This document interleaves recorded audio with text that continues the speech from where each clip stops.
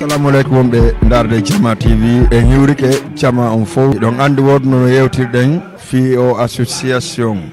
pottal fi ɓantal Fouta Diallo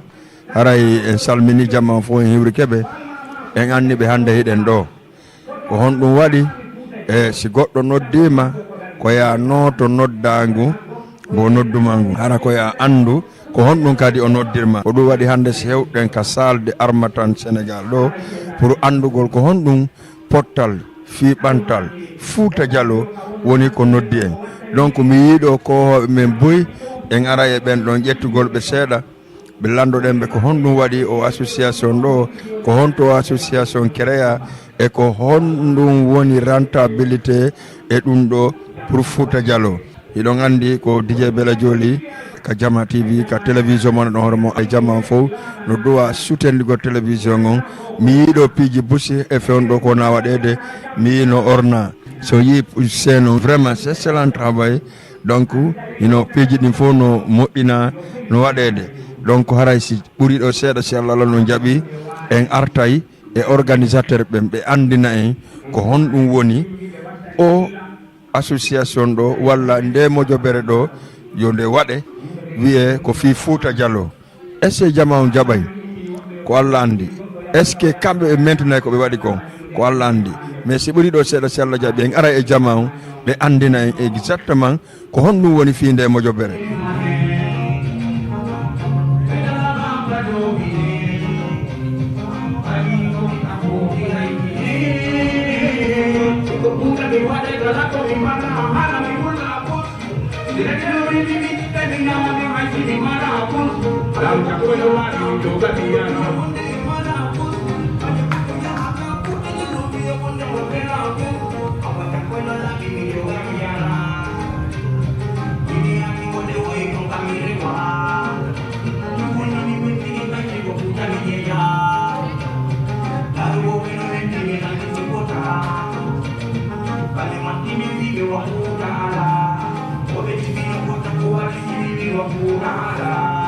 J'espère que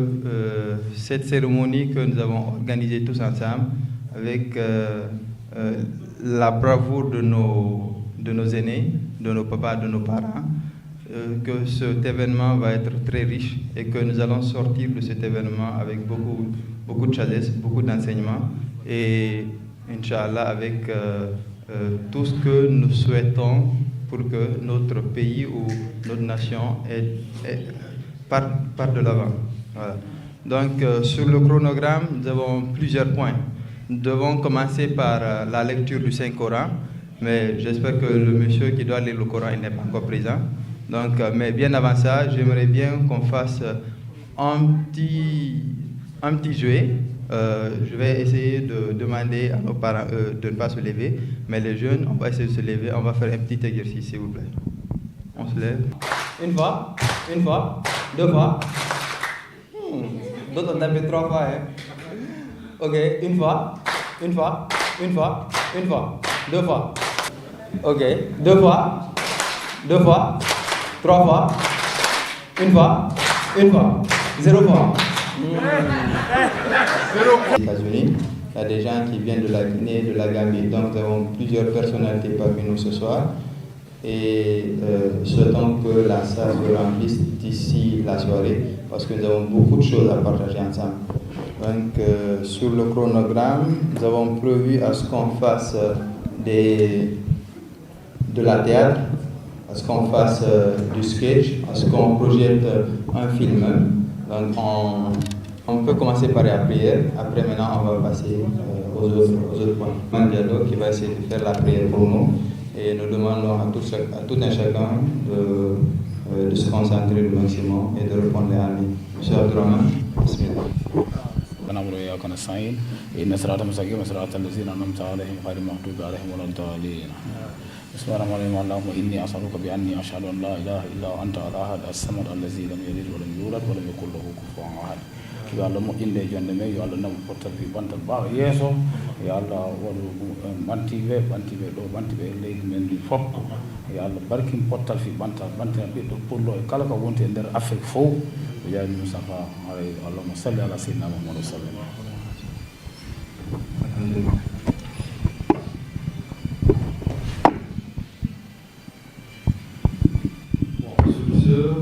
J'ai fait quelques recherches sur...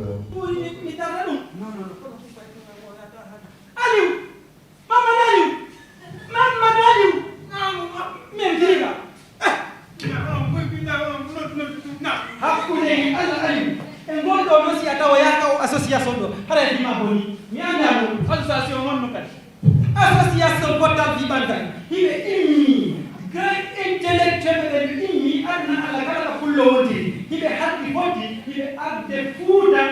Wali do mene bebe ala moye. Bano ya ngere ko. Sura mege mimi alaya. Sa ya mimi aka. Sege mama na mirongo ya wale. Mirongo ya wale. Hala mi bama. Bo immi Portal Vibanda ko sera ko nyandi ko ngene ndawaga ko. Eko bala wora mi hanna ma minket. Odo hecce ki miye dur buto ko fi wallindira afan mi wesi buri ha mi ron ki be way goto wanale na ba mi pa mi yemi tay president o secrétaire de bureau fi 50,000 ko mi yata fi fotta kan wa na ko tum inni mana wana goto ha mi yoga andi ko yandi e yem tore sila wol be ba herla inu go ko iwi États-Unis Amérique to il est iwi go il est iwi Paris il est iwi France il est iwi États-Unis non bon herlo la mi yoga il est ari ko hono adile na abodi tiwo fule be non interessante comme ça il est interessante ko il est immi wadi association une grande association ko hono minime ko wado isindi fuda labdaneji fuda e aywa centre commercial fuda e aywa supermarché ji tayi ne be gonna ko ay mo ya ha ko do tere ma sa woni ka me gonna ta akon re ay ndiya uga da be ta lewu da fitira da la fitira hande ka ay mo tamba ya ko ma ya ga yare ni da ya ni manu porta di bande ko be ko ni mi ne porta fi barka porta di bande sta ko do woni mai sa mai kisa mai akon kon to mura ay abela no yi ko do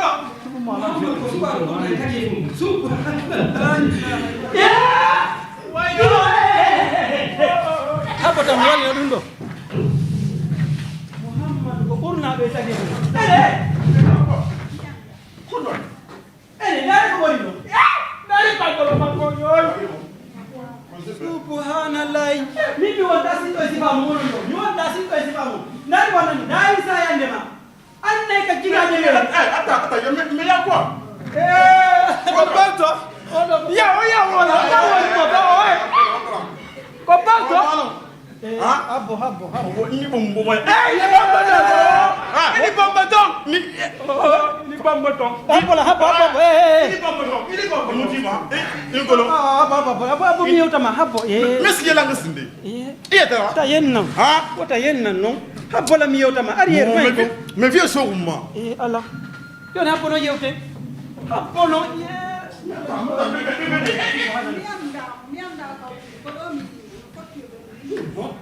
Hey, I know, Taro. I know that you got some of that. Me, go, Mikara, the car, the Sampursa. Afani, sa pigi lang. Hakune, alla mingo, gine ko rakir miu. Mi baby, tero no Sampursa. Kolon, ima kolon nara. Wala yo, fadela yo.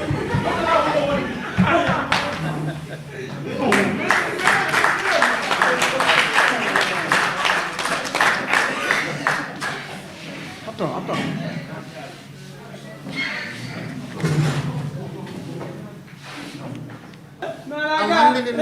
Mangandi. Kono arega. Minno anur ko addi miro kamon ganan. Andi kono ni pantanga. Minno ambele pro. Jonna mi. Doyan. Pono machu da jola ha. Jonna mi. To sikani ka mi jonnata. Onnani la wanda ko mi jonnata mi.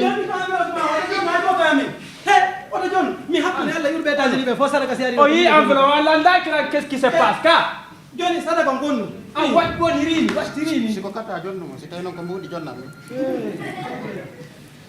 Wat ni? Min. Miro yi jiwo ka konyu ka katte mondo. Jumku laba kunno. ay sama yaadi ko riwatta ni kat wata kaj joni noon ko mi addiri ko ɗo fii ɓe ɗo wonnon duwaw ko min jaɓano ɓe jombirama hakkude allah duwa ko labaɗo ɓurata nangude addu men en labaɓe simen duwaɗo gon ko jogiti jikkiri wo wona piroadina waɗe duwa omi yawi modi ko noon kadi waɗe duwa neɗɗo si kaani hakke luuɗata joni haɗe ko wonnon duwaw wontaɗa mi jomma no yiɗi ba saddam I love you bono bono e da ɓuudi ha non faalirata jonni tim mi waɗe tout ko wata wonde o fino mi jommirama hakkude Allah saka so mi yiwa ɓanno mi fof dirmen ka hipponira fa jogi ko wanno moƴƴi no moƴƴi ha bismillah eyi wanni amin ene o wonde kawalanta duwa o amin on amin bismillah amin amin kamo ke diine no haalo ɗum to ene o wanda ala dombude addi amin amin kan andi ko huli amin yalla heɓɓiremi amin ka andi ko faala amin Allah jonne ka andi ko huli yalla hawrindine mum amin sida wimi amin amin awa allahumma salli ala sayyidina muhammad amin joni aɗa ɗa wawi yaade baba ene amin onon droit mon fof ko ɗum no ko droit wiiɗa ono konno jam wonno fagirata on wonna droit mi yaɗoenenam amin siko fi yimɓuɗi ma taɓora waare den tomo taɓora waare yimɓuɗi o wonna droit mi ya kawantana droit o waɗe ko mi faala kon tini wono ko jogi muɗa ina mi yahay won joni apotan mi duwanoma ay naɓalankani allah guiɗo jooma amin association pottal fi ɓantal amin allah yoɓe wallitoma amin yo allah newnu miijo maɓɓe ngon amin wawa wonde e Fouta yo allah hokkuɓe pawgal ɓe wawa foɗude habbeto min ko fi fontami ari ka ko fi ɓey goma mi jombata on ko gotum si pottal fi ɓan fiyomi jomba pottal ala e nokkure fusi wawata moƴƴude fusi wawata marɓe ɓe wawata addude jawle mum ɗen il faut pottal ngal après noon si ɓantal heeɓo mawɓe na on adde mbuɗi andu min ko joni no mbuɗi andu ko fi jum kum fala jombude ko jambo ka ko ma tum ko nyaada joni no hala pottal mi woni ala fi ɓe mo fi Allah mi yayi won pottal ala konno gerdete baba sa hajaɓi mo ni ko fala kano andere on fottani wata wonde ne ko kilo mo ay ade mo rani ngaw joni atu baba ade mo rani ngaw baba na ade mo rani mais c'est quoi ça mi wala fi ɓe mo mi wala fi pottal. Nous avons beaucoup ri, c'est vrai, mais il y a aussi un message derrière. Ce message, c'est l'union, c'est la fraternité, c'est l'amitié, c'est le courage que nous devons avoir, surtout l'amour pour notre communauté. Alors, après cette petite, ce cinéaste qu'on a à vivre, on va essayer aussi d'essayer avec le slam. Un monsieur très talentueux qui est parmi nous, qui doit faire du slam. S'il est présent, il peut être là.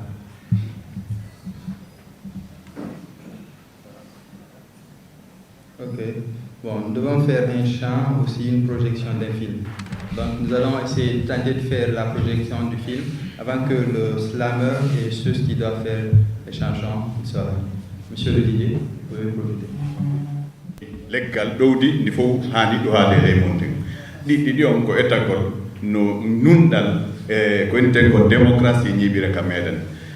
haray miɗo yiɗi ɓe jarnirgol ɗum mi jarnaɓe kadi sabu tawde pottal fi ɓantal no tawa e wootere e pelle fulɓe wawde wurude ɓur duuɓi sappo pelle fulɓe ko ɓuri kon si sincama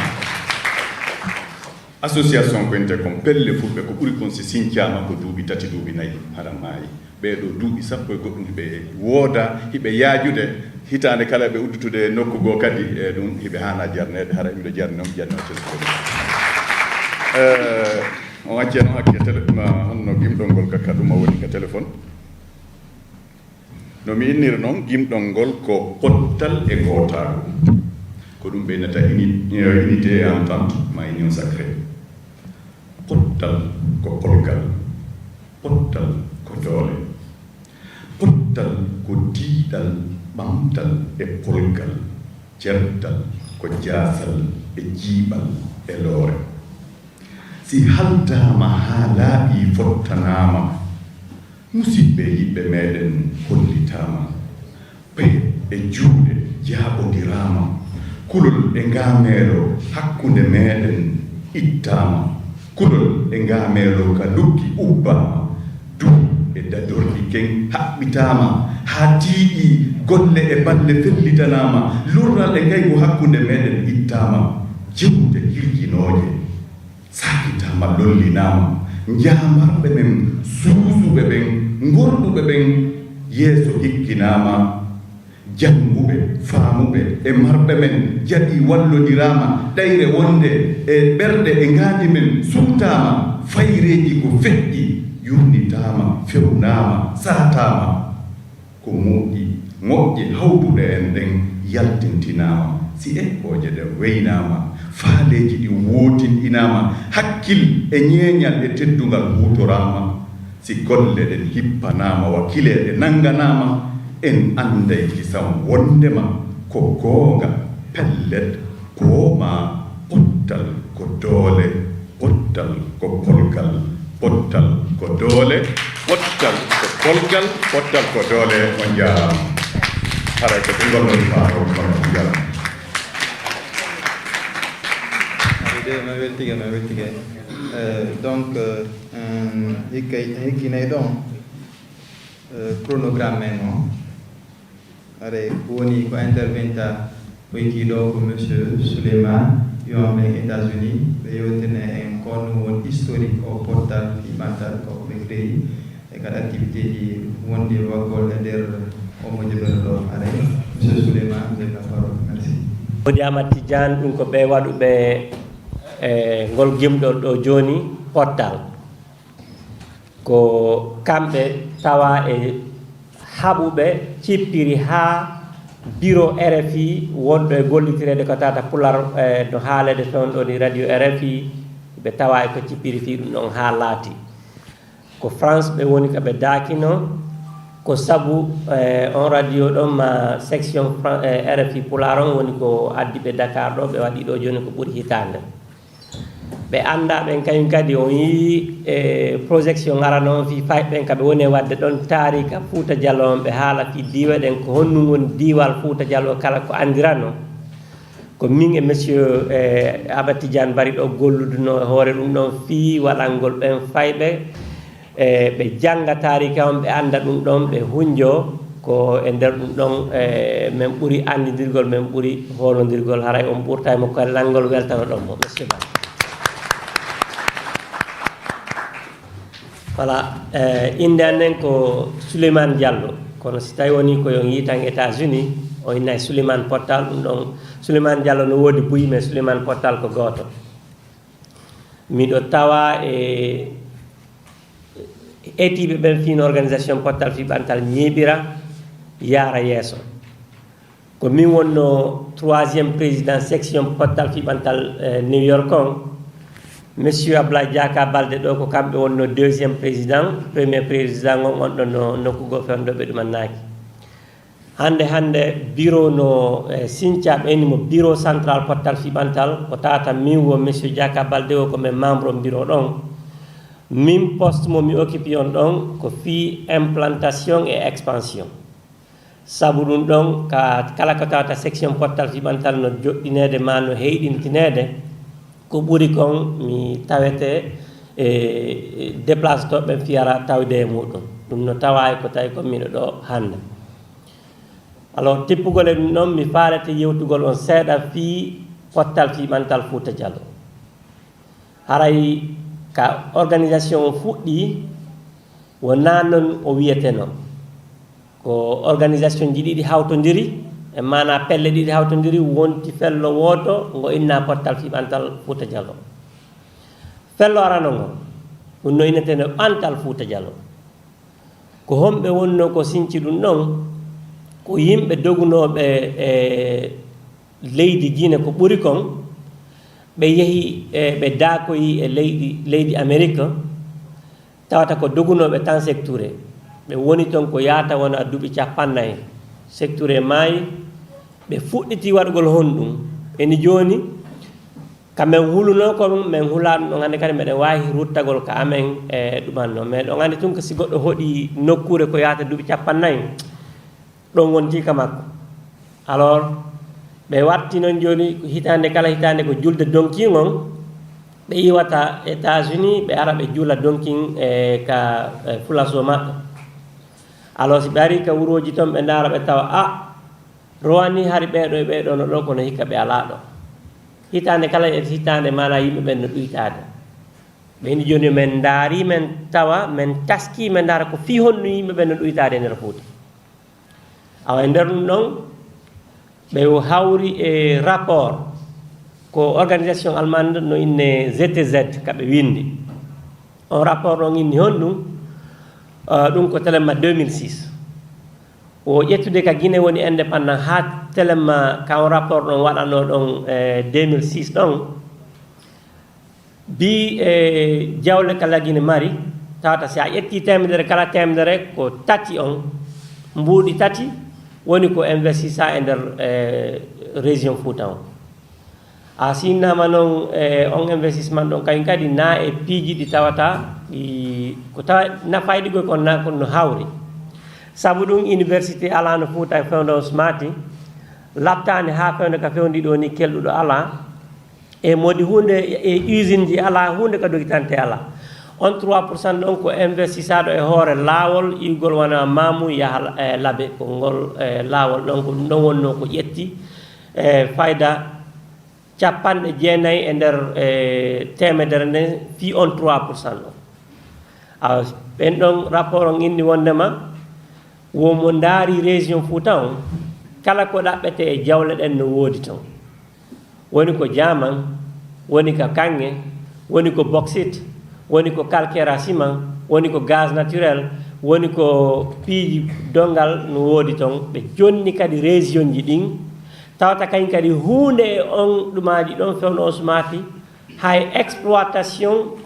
traditionnel fayda fuɗɗaki ko neɓali ɗo telemma gawal consitel ko kanŋe fuɗɗa seede toon mais no woodi ɗo keli bus ko tawata no woodi ala fuɗɗaka exploité de wona tugue no mari réserve molanaɗo bauxite fuɗɗaka mamum e Mali calcaire ciment no woodi dongal fuɗɗaka exploité de ainsi de suite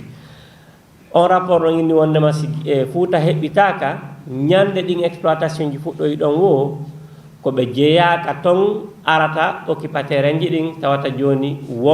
jeeyaɓe ɓen ton ɓe wonta minoritaire alors ɓaɓeɗa yi on rapport ɗon ɓe haaldi ɓe fotti joni yo wonu yo programme de développement yo waɗe ko wawata jogitagol yimɓe ɓen e nder Fouta ɗon nder ɗin programme ji heewuji waɗaɗe tawata mi arta e maɓɓe ɓe haaldi kañum kadi ɓe fotti yoɓe waɗu mojobere ɓe inna nde ɓantal Fouta Diallo ko ɗum woni français développement du Fouta maintenant ɓen ɗon ɓe fuɗɗi golle maɓɓe ɗe 2007 ka telemma janvier février événement ji feƴƴi Guinée tawata syndicat ɓen no wadde ɗuma ɗum honno grève ji maɓɓe ni victime dongal heeɓi min hendoyi lagine ɗon États-Unis ton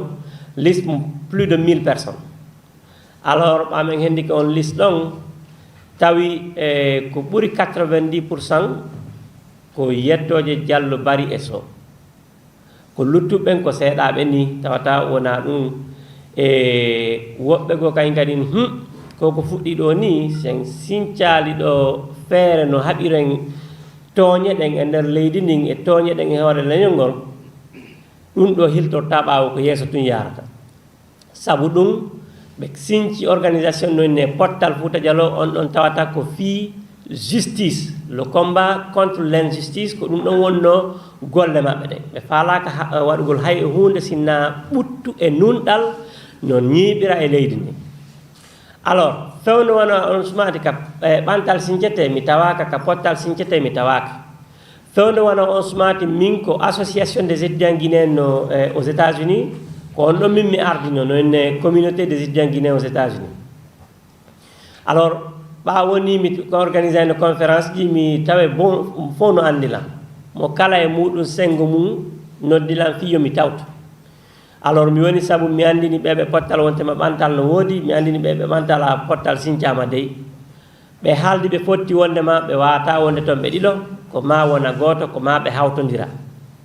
awa nder ka hawtodirgol ɗon lebbi jeego no voyagede hakkunde Washington e New York e Philadelphia ɓa ɓe ɓantal Fouta Diallo ɓuuri ɓen ko Washington e Philadelphie ɓe wonno kaɓe ɗuɗiri ɓe pottal Fouta Diallo ɓen ɗon ɓe fop fayda ko New York ɓe wonno donc no voyagede ɗon fi yewtugol ko homboye ɗi organisation ji ɗo ɗiɗi luttata alors ɓe pottal inni wonnama hey ɓantal wawata gasugol si fottaka ɓantal wawata gasugol si tawi woni tooñe no woodi toon ko golle amen ɗen ko min faala kon ko ɗum ɗon ɓuri himmude ko ɗum ɗon hanuɗen jokkude ɓeɓe ɓantal inni hey leydi men ndi yeeɓoto woni hiɗen haani waɗugol programme ji no ɓantiren fi muɗum e kadi ko menen atti donc ɓa ko menen woni kotiraɓe ɓen ko menen hanuɗon haani luttugol awa e nder ka yeddodirte ɗon suka mo bantingel no inni Hamadouri o towni junngo ɗum fayna ka timmata lebbi jeego o landi haala on ni ene onon ɓeɓe ɓantal on wawa e ɓantagol on fottali ene onon ɓeɓe pottal koyon fottu fi honɗum wo hay noon jillidiren ɗe innen pottal fi ɓantal Fouta Diallo ma pottal fi ɓantal union pour le développement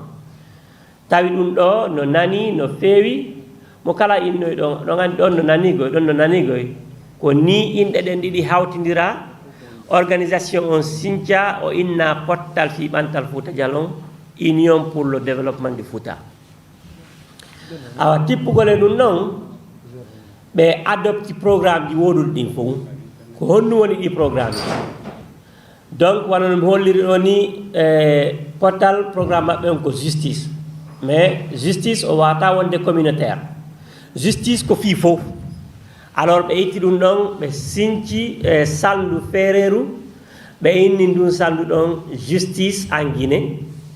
tawata ko monsieur Diaka Baldé ɗo woni ko ardi on section ɗon combat ɓen ɗon on fof ko dénoncegol activité ji ko woni wonde ko tawata ko violation des droits de l'homme ka tooñe woni wadde façon fop waɗa ɗum noon organisa lobby ji ka Nations Unies ka département d'état américain ka communauté économique de l'Afrique de l'Ouest ka Union africaine ma ɗum ka cour pénal international ɗum fop voyage ji organisama réunion ji waɗama tawata on yiya photo ji muɗum ɓe holloyay fi ɗum ɗon kamɓe alors programme ji luttuɗi ɗin ko programme de développement gonɗo no woodi façon ji ɗiɗi o développement économique et développement culturel e mana ɓantal ngaluji ɗin e ɓantal naamuji ɗin ngaluji ɗin ko honɗum ina enen fulɓe giɗen andira ngeygu e mana yeeygol commerce alors hande si on daari wono Conakry Kindia Kankan Sigiri Gekedo ko manni kala centre commercial wiyeteɗo ko o ma ɗum magasin wiyeteɗo ko goɗɗo e musidɓe meɗen jogui mais so daari e nder Fouta sifa magasin ji janɗirɗi wona noon ala ina joni ko yen Sinthiou centre commercial on centre commercial ɗon o waɗe Mamoun fi hon ɗum Mamoun ɓa Mamoun ko ville Carrefour sa iwri Fore sa iwri Haute-Guinée sa iwri Fouta nderirni a rewray Mamoun ɗon si yara baskot ma kala ko yaroyta donc ɓe inni joni si tawi centre commercial waɗama ɗon conteneur no wawi iwgol baskot adde ka centre commercial ɗon goɗɗo yimɓe iwra Fore woɓɓe iwra Haute-Guinée woɓɓe iwra Fouta nder woɓɓe go iwra Bas Guinée wona Kindia ko nandi ɗum ɗon ara approvisionné ɗo e mana sooda maketi ɗon rutto kam maɓɓe hara ɓe soñjaki wono innugol ko matum immo ya ha Conakry arta on programme ɗon o waɗa o adopta ɓe inni si immike ɗon ko woni no tawa e ko woni e yaltinde yimɓe ɓen e nder leydi meɗen ndin e mana Fouta nawnugol ngol ɓa woni fewde on sumaki hari université ala yimɓe ɓen ɓe hendoto diplôme maɓɓe bac on tun tawata ko ɓe yaw Kankan Farana ɗuma Boké ma ɗum Conakry fi waɗugol université ko hasi ko mo kala ka hendori diplôme mum universitaire o ko ɗon woni luttirde fi ɗaɓɓugol golle ɗaɓɓa golle ɗon maɓɓe ɓe fuɗɗo nawnugol ka wuroji tum ɓe inna hey e mana wuro ko village winte wuro buyi inne tum fulawana wona non haalirte ko wuro woni village ara kamɓe yo ka wuroji ɓen hey are wono binde amen ɗo alors ɗum ɗon tawi no tawa ko woni ɗuytugol ngol yimɓe ɓen ka wuroji ton eni joni on affaire labtane ɗen hani régulgol ɗum ɗon alors ɓeni joni waɗen ɗum ɗon dalaba si hon ɗum dalaba nokkure nde wuula no ɓuuɓi eni wondema si tawi nawno ɗo yehi nokkure ko tawata lakkere alamo sonjude sonsoli alamo sonjude fowtare nden tun no tawa ko ɓeydata cellal ngal etti si tawi lekki kañ kadi moƴƴi no woodi e kadi mo daari position dalaba on ka position géographique ko hakkude netto woodi si tawi woni hélicoptère médical no woodi siko Zérékoré ba siko Sigiri ba siko Conakry ba kala ka iruɗa ko a hewtay ka labtane ɗon en moins d'une heure hara hewti donc ɓeni joni waɗen ɗon dalaba ɗon saabu ko tawi kon ko centre net ɓe itti ɗon honno ɓenni hiɗen gurdam wawata gasugol ɓaawo demal si tawi goɗɗo ko asawo kange siko asawo jamal siko masoño kala ka o woni haray mo hatonjini ñamgol fewno ka fewndi ɗo ni ko ɓuri kon e ko wonɗen ñamude kon ko jananiri woni e iwde kono noon hiɗen mari leyɗe kelɗuɗe wona télémélé en gawal kundara ko tawata kala ka remuɗa toon moƴƴay ɓeni joni suɓoɗen ɗin nokkuli ɗon fii demal ngal no yara toon no yara yesso e mana développement de l' agriculture awa on agriculture on kañ kadi mana demal ngal ɓe sendi ɗum ɗon ɗiɗi ɓenni koko woni agriculture vivrière e agriculture commerciale e mana ko remete fii no nguurire ko remete kañ kadi fiino yo yeyte wona timmi Madina e Mali no anda fota fi production pomme de terre ɗum ɓenni ɗum ko culture commerciale maaro e mbahe e kaaba ɗum ɗon ko fi agriculture vivrière nokkeli suɓa senda mo kala ko tawata kon wawa ɗum nagol ɗum ɗon suɓirano alors inna kañ kadi honɗum bi leydi meɗen ndin henti hoore mum e juuɗe porto en accu tum woodi yimɓe ɓe wonɗen folotirde yo yewtu tarika meɗen on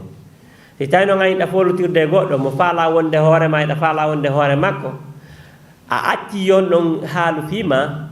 ko pellette on ɗon haalata fiima ko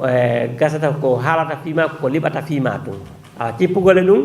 inde nden hani sincugol radio e télévision ko haaleten tarikaji meɗen ɗin jannen tarikaji meɗen on hara ko gongaji on ɗum waɗa inde ɗon kañ kadi wona ɓatuhiɗen waɗan julayagal wata gasugol ɓaawo kaalisi wata gasugol sina banque haalduɗen fottuɗen kañ kadi en waɗu banque commercial ko tawata yimɓe ɓen ara ñawlo ma ɗum si remoɓe ɓen remi ɓe yeeyi ɓe mari kaɓe mara jawle maɓɓe ɗen hara naaka ley consageji waɗuɗen on programme ma kañ kadi yewtuɗen kañ kadi fii waɗugol wona newgol ñaakini produit a juuri yeeyita newgol liƴƴi harana innugol tun ko ma camion iwra bas guine ma iwra nokkugo fii yo liƴƴi heɓo ɗin programme ɗi ɗon foppu waɗa kaɓe kañum kadi programme waɗa fii no financement fii muɗum on heɓora ko ɗiɗo woni programme ji pottal fiiɓantal Fouta Djallowɗi sinci ɗin alors ka naamuji adalde yo colonisation naatu laaɓe ko laaɓe wiyete porto naati inɗe ɗen foppo changea kono laaɓe lutti laaɓe hennduɗen indépendance ɓe sendi fi préfecture ji ɗin ɓe warani ka ɓe inde laaɓe lutti laaɓe innuɗen joni ka heyɗintingol naamuji meɗen ɗin e tarika on e mana waɗugol musée fi meɗen ɗum ko laaɓe hani waɗede haalduɗen fottuɗen honɗum ɓatun Hajja Dieynaba Kumanco fuɗɗirinoke ñande woni en waɗi jungo meɗen e on projet ɗen wo ko musée mo Hajja Dieynaba Kumanco fuɗɗi on ko noon wonɗen yanñude si o luttay ka ɓe fuɗɗi ɗon o fuɗɗa ɗon o lutta ɗon si o déplacé ɗo naɓe nokkugo en tout cas ko ɗum ɗon woni e yanñeje na ballodirgol donc projet ji sifa ɗiɗo waɗa fi ka ɗengal ka namuji e piiji ɗin fof. Alors bi organisation meɗen on Sinthiou woodi piiji bus ko tawata ɗin ɗon waɗama monsieur Abdoulaye Diaka Baldé holloya on ɗi joni hara mo wadde projection yiron photo ji ɗin e section ji boyi kañum kadi sincama fewno ka fewndi ɗo ni e nder leydi Amérique ndin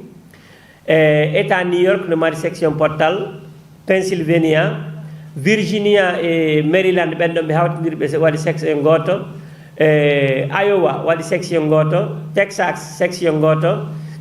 Minnesota section goto monsieur Alimou Hayno Gaɓe Minnesota.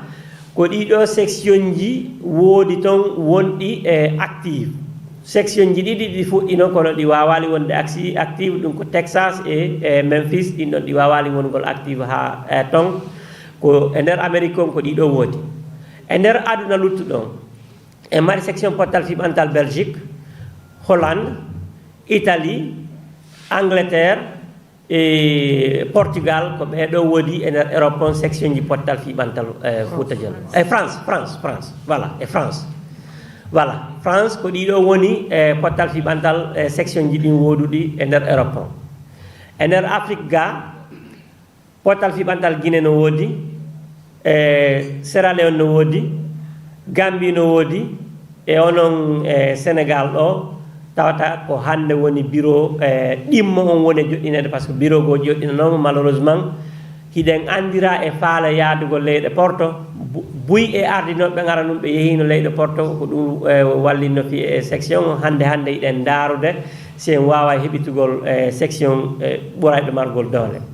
Donc mi wallinta jottata haalan kam mi présentali wonɓe ɓen ka tabal ɗo tawata mo kala e maɓɓe ko représenté ɓe portal fiɓantal e woɓɓe goo wonɓe toon. Mi fuɗɗora ka sengo nano am ɗo ɓe ka sera ɗo ko monsieur Amadou Makka Ba ko kamɓe woni vice président section portal fiɓantal Guinée on ko kamɓe woni kañum kadi ɗuma relation extérieure. Voilà haray ɓenɗo ko Amadou Makka Ba vice président portal fiɓantal Guinée chargé des relations extérieures. Hikkiɓe maɓɓe ɓen ko Mody Boubacar Diallo ko kamɓe woni bureau de sage portal fiɓantal Sénégal ɗo hiɓe tawano e ancien bureau exécutif portal fiɓantal Sénégal ɗo. ɓe hikkiɓe an ɗo ko Hadja Aminata Ba ko kamɓe wonno présidente des femmes portal fiɓantal États-Unis basinoɓe e New York. ɓe ƴetti retraite maɓɓe on ɓe golli États-Unis toon pendant 40 ans e ko service de santé ɓe ɗumannoto ɓe gollayno ɓe retraiti joni ɓe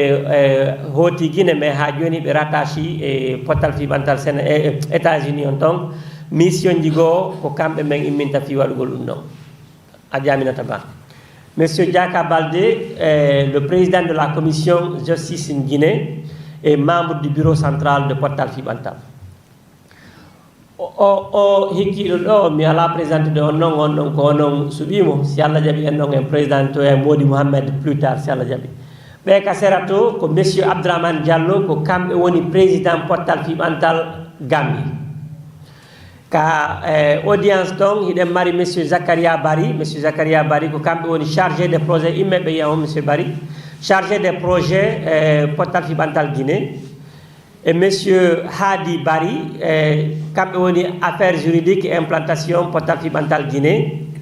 et monsieur Alimou Diallo ko kamɓe woni portal fiɓantal Minnesota monsieur Alimou et docteur Ousmane qui est membre du bureau central portal fiɓantal mais qui a tawata joni ɓe arti e Sénégal ga. Maintenant une chose mi falete yen faami portal fiɓantal wona fi leydi ko fi fof. Si on andi wonomo kala anduɓe Fouta Djallon namoyen Guinée. Fouta Djallon fewno kam woduno adalde yo portoɓe nattu adalde colonisation ar divisa no yawno ha Sierra Leone wano kam ɓeynata toon Kabala ko Fouta Djallon jeeyato e nder Guinée Bissau Casamance non Sierra Leone non Sénégal ɗo Casamance ko e nder Fouta Djallon jeeyano. Kolda ko tawata koye nder Sénégal jeeya koye nder Fouta Djallon jeeyano. Wellingra mi sikki ɗum koye nder Gambie ko Fouta Diallo jeeyatno kako o welingara ko Sénégal ne ok donc ɗum ɗon fof ɗuma naaki daraki e inni wondema e ngaabu ni ko tawta ngaabu ni sikki ko Guinée Bissau ɗum fof koye nder Fouta Diallo jeeyatno adalde yo porto naata donc wona e leydi wotiri na pays goto hande so daari wona Kolda ɗo ni Madina Jamma ɗuma kono ɓuri andude yimɓe ɗen ko fulɓe ɓuri ɗuude e nder nokkeeli toon mais yimɓe ɓen ala jokkodirde ɓe jonnidira juuɗe en haali ɗo fi projet ji ɗuuɗuɗi tata ɗin projet ji ɗon ɗi fof so daari ɗum c'est des millions en dollars mais yimɓe ɓe woɓɓe moɗon inna wondema konta ɗin mbuɗi fof iwata woɓɓe moɗon faalete yen hoolor portoɓe yawgol innogol veillé agréé e ɗumanno fiyoɓe e ɗumanno mais si on daari temo ngal pottal ɗo hannde ko ɓeyni o pottal ko polgal si en daari ɗo ni e nder Sénégal ɗo fulɓe ɓen 3 millions 4 millions ou plus si on débrique ɗon on jonidiri juuɗe tawata on heeɓi ɗon hay say ko 1 million dadiram on haaldi on fotti wondema ko mo kala yo verse 1000 francs CFA franchement ko ceggu café unno par mois so daari ɗum ɗon noon ko 1 milliard de francs CFA noon pour chaque mois minen États-Unis to men ɗuuɗude men timma 1000 si min haaldi men fottitude men contribue to mo kala e amen $100 par mois ko $100,000 ƴette 1 milliard de francs CFA convertison ɗum daron so taw ɗum ɗon ɓuura 100,000 si a inni men États-Unis to yo goɗɗo verse $100 chaque mois premier mois peut-être ça va marcher deuxième mois troisième mois 100% tu ne verras personne a yiyata hay e goto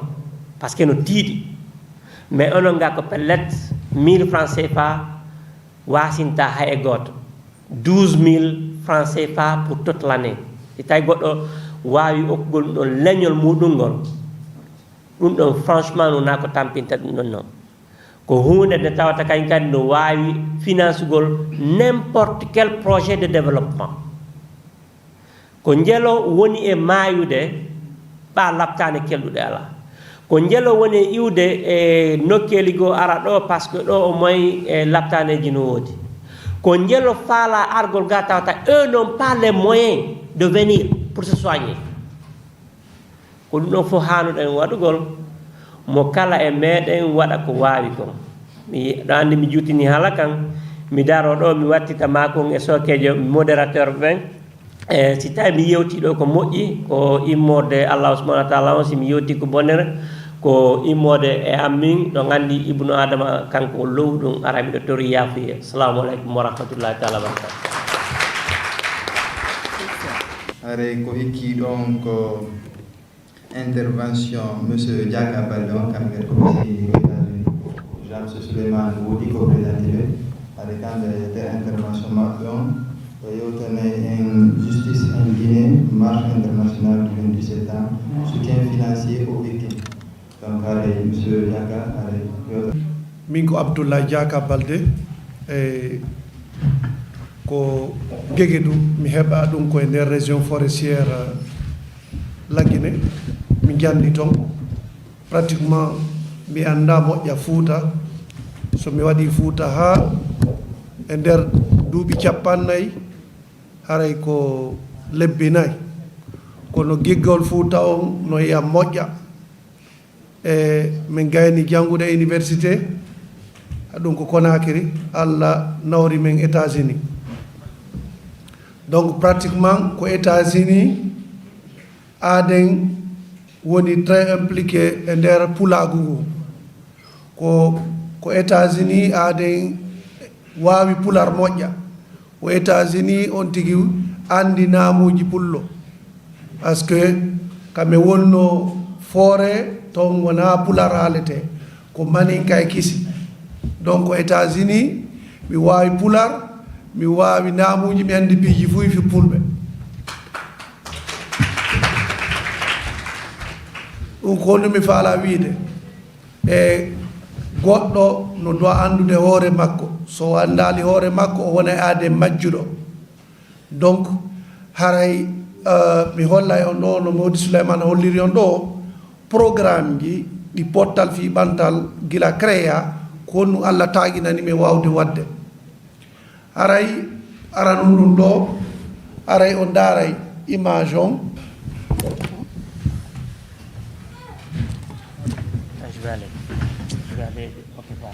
maintenant pottal fi ɓantal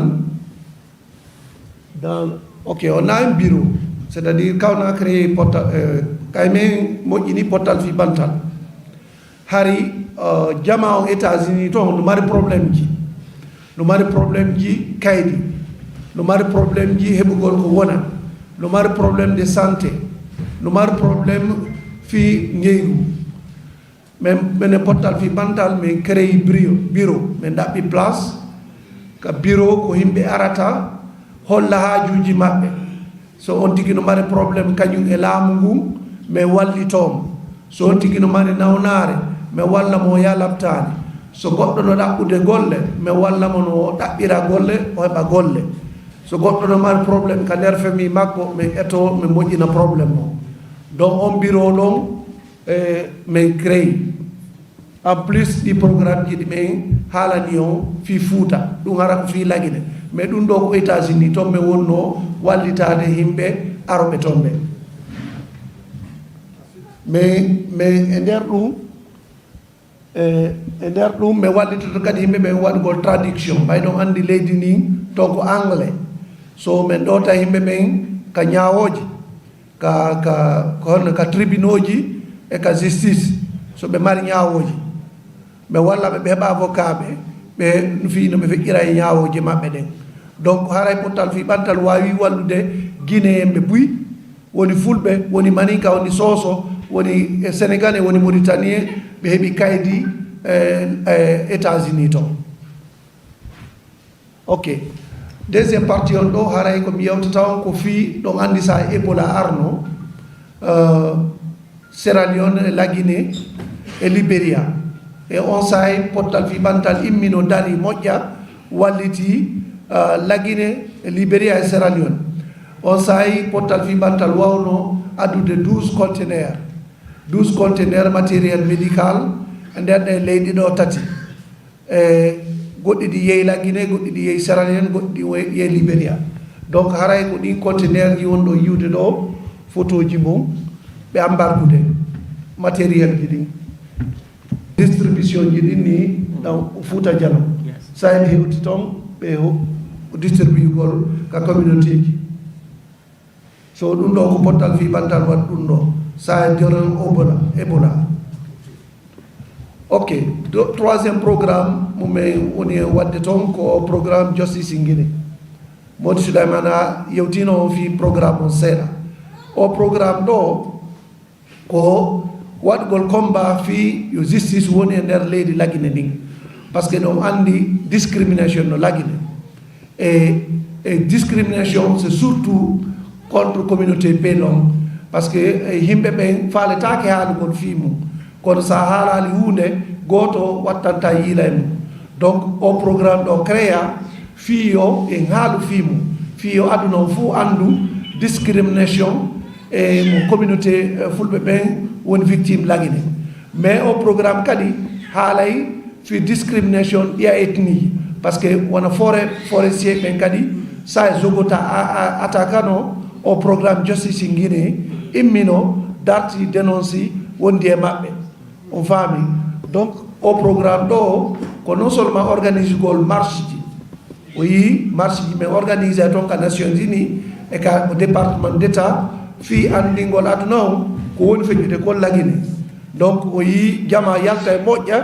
e o fiiɗi manifestation ji mais waɗa memoji mais naɓa ka Nations Unies mais naɓa ka département d'état e ka union européenne et puis ka honno CEDEAO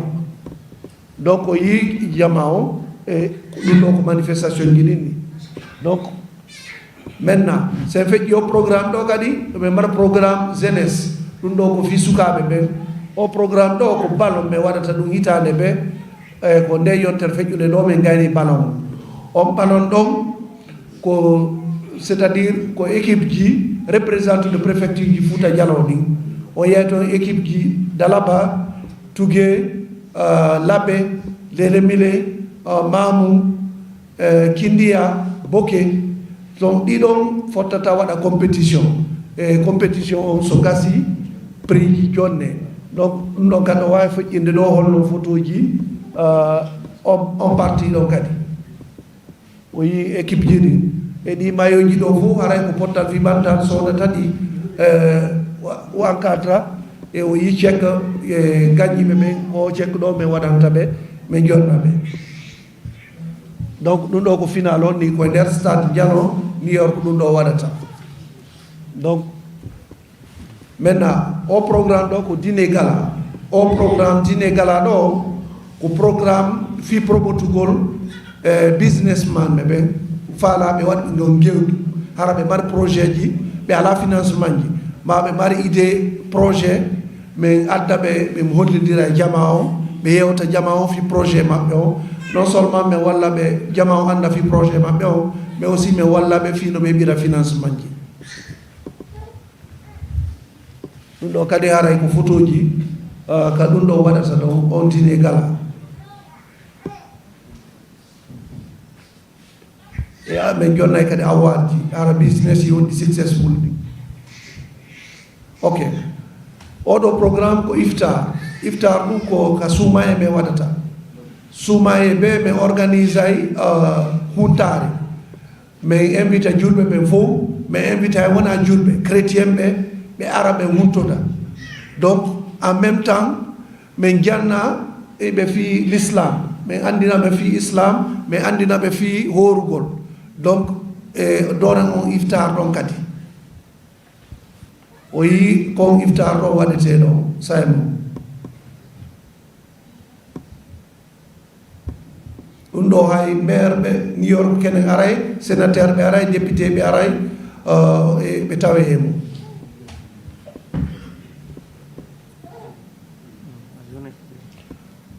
ok oɗo dernier programme ko programme fi ɓantugol namuji men ɗin mais namo journée culturelle oɗo ko non seulement yimɓe ɓen yahay ka ɗum harano watti coñci men ɗi e ñameteji men defeteɗi ko Fouta adde e alaji men ɗi hutortani ɗum kadi adde exposé o yii yimɓe ɓe faydu ka nder salle fof ko puuto ma e lebbi watti e haray ɗon o yiyay kadi joni alaji men ɗin kaɗumaji toon donc o programme ɗo kadi ko fi wurtugol namuji men ɗin États-Unis no woodi pay ko woni koye États-Unis wawkoye pular ɓuuri pay koye woni koye Afrique hara ɓe tinday ɓe taalay ɗum ɗo fof ko sabu ɗi programme ji ɗo donc oɗo programme sakkitoro ɗo ko assemblée générale o hitande ɓe pottal fiɓantal organise ay assemblée générale fi bureau ji ɗin renouvellement bureau ji ɗin renouvellement statut ji e règlement intérieur ji ɗin e joɗɗingol bureau ɗum kadi yimɓe ara e partout e officiel ɓe Amérique buuyi ara e tawe e mum wona maire ɓe ɓe député ɓe sénateur ɓe tawete e mum donc o yii ɗum ɗo ɗum ɗo ko maire adjoint ndiyor on ɗo ɗo o yii ɓeɗo ko oɗo ko député jo ɗo ok so mi waɗa kadi activité lobby au niveau du département d'État pour andingol ɓe ce qui va réellement en Guinée et ka Nations Unies e ɗum ɗo ko futuji ɗin ka Nations Unies ni kamɓe yiyata Nations Unies toon o yiɗo sa mi yiyano ɗo ko banque mum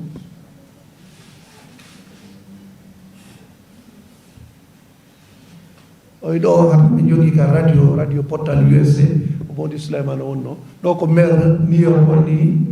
maire New York o sakkitino on déplage o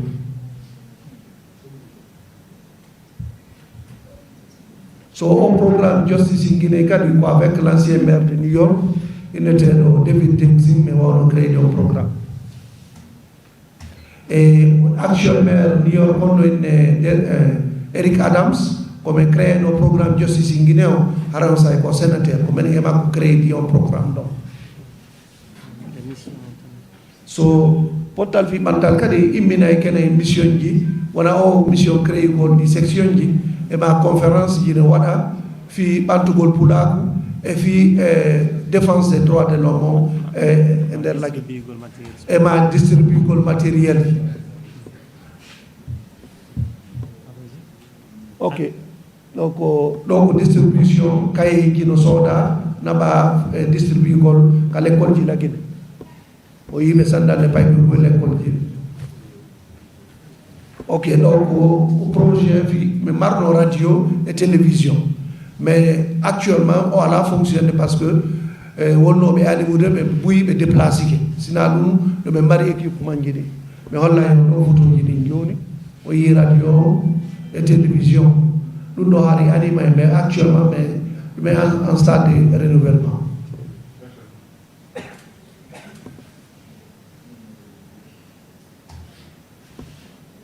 ok oɗo dernier programme portal fi bantal soodi suudu par ce que hari avant mais luwa woni bureau o télé $1000 à $1500 kono vers le 2016 ɓe mobilise mais soodi suudu à $320,000 suudu ndu mais wawi wadde déposit mo $32,000 et min ƴetti worgueji e juuɗe e banque e ɗo mi yoɓude nini suudu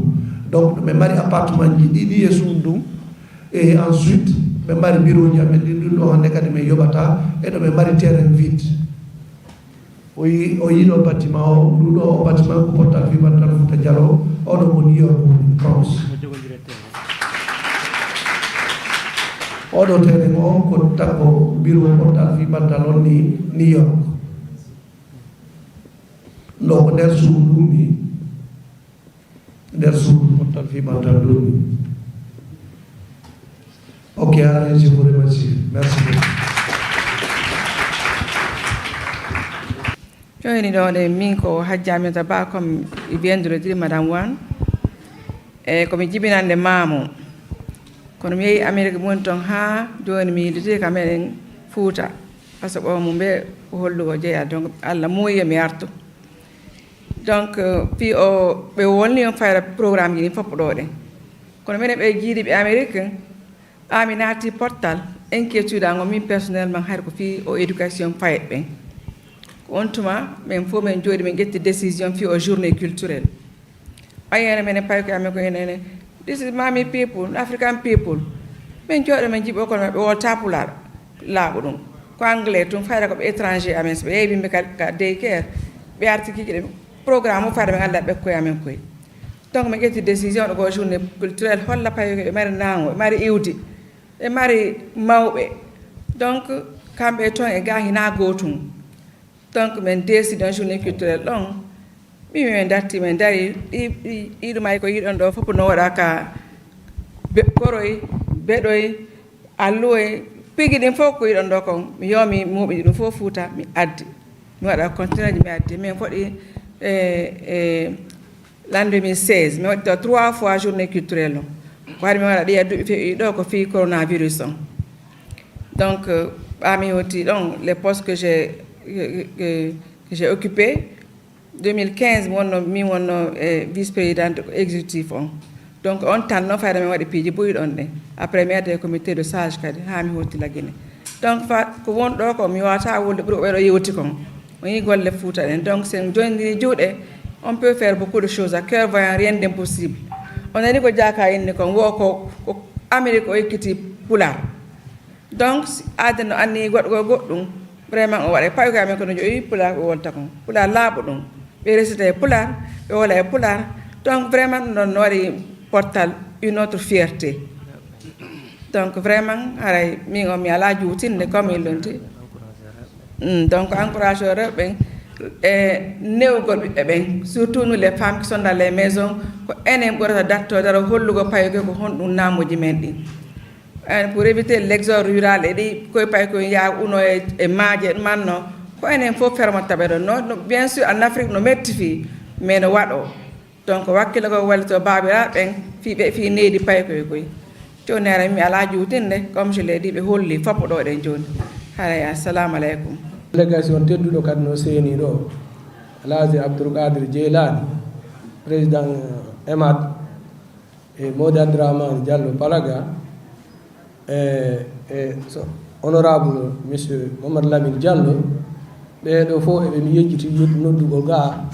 haray ko towɗi moɗon ko min salmini on ɗo e président association artisanat sénégal wonɓe ɗo motono Saliou Diallo e woɓɓe goo haray mo Souleymana mi daro fewno ɗo mi joni tan wayro maki yo présente seniɓɓe. Donc je m'appelle Mohamed Diallo. Tout d'abord c'est un honneur pour moi d'être choisi pour représenter la section Portal Fibantal Sénégal. Laissez-moi, s'il vous plaît, vous parler de cette organisation et les importances de ce genre d'organisation dans notre pays, dans notre continent, dans le monde entier. Je vais d'abord orienter ce discours sur l'économie sociale et solidaire. Qu'est-ce que c'est? C'est un concept d'économie qui désigne un ensemble d'organisations pour le fonctionnement interne dont est fondé sur la solidarité et l'utilité sociale. Maintenant, moi je prends Portal Fibantal Fouta comme une affirmation culturelle tout d'abord. Et l'appel du sang, l'affirmation de soi sont des principes dont nul ne peut échapper. Je prends aussi Portal Fibantal comme un instrument de justice sociale, comme un instrument de lutte contre la discrimination. On peut prendre Portal Fibantal comme un levier de développement qui a été largement explicité ici par les représentants du Portal États-Unis. Portal Fibantal comme un instrument de renforcement de paix sociale. Les trois principes de l'économie sociale et solidaire s'articulent sur le volontariat, la démocratie et la primauté de l'homme sur le capital. Pourquoi j'ai orienté mon discours en ces termes? C'est pour expliquer en d'autres formes combien de fois ces genres d'organisations sont très importants pour le développement d'un pays, pour le développement d'une nation, d'une communauté. Maintenant, avant de terminer ce discours, je vais remercier ici toutes les personnes présentes. Portal Fibantal États-Unis, je remercie tout le monde pour le déplacement effectué pour venir parler des objectifs de Portal ici. Et surtout, de faire comprendre aux uns et aux autres combien de fois c'est important et que nous nous organisions en communauté pour développer notre pays, pour parler de justice sociale, pour parler de paix sociale, pour s'entraider. Je remercie également l'ancien bureau Portal Sénégal, la commission des sages. Je remercie M. Souleymane Bari, le représentant de la Moyenne-Guinée, qui est ici présent. Thierno Boubacar Matakaou, qui est un patriarche, le sage de la communauté. Je remercie Dr Ousmane et ses juristes invités, le député Lamine Diallo. Je remercie également mon cher oncle Modi Wouri, qui est ici présent. Je remercie Modi Ibrahima Sigon. Je remercie M. Diallo, qui est venu représenter la FECIDES. Je remercie l'Auguste Assemblée. Et si j'arrive, je remercie Palaga et tout le monde ici présent.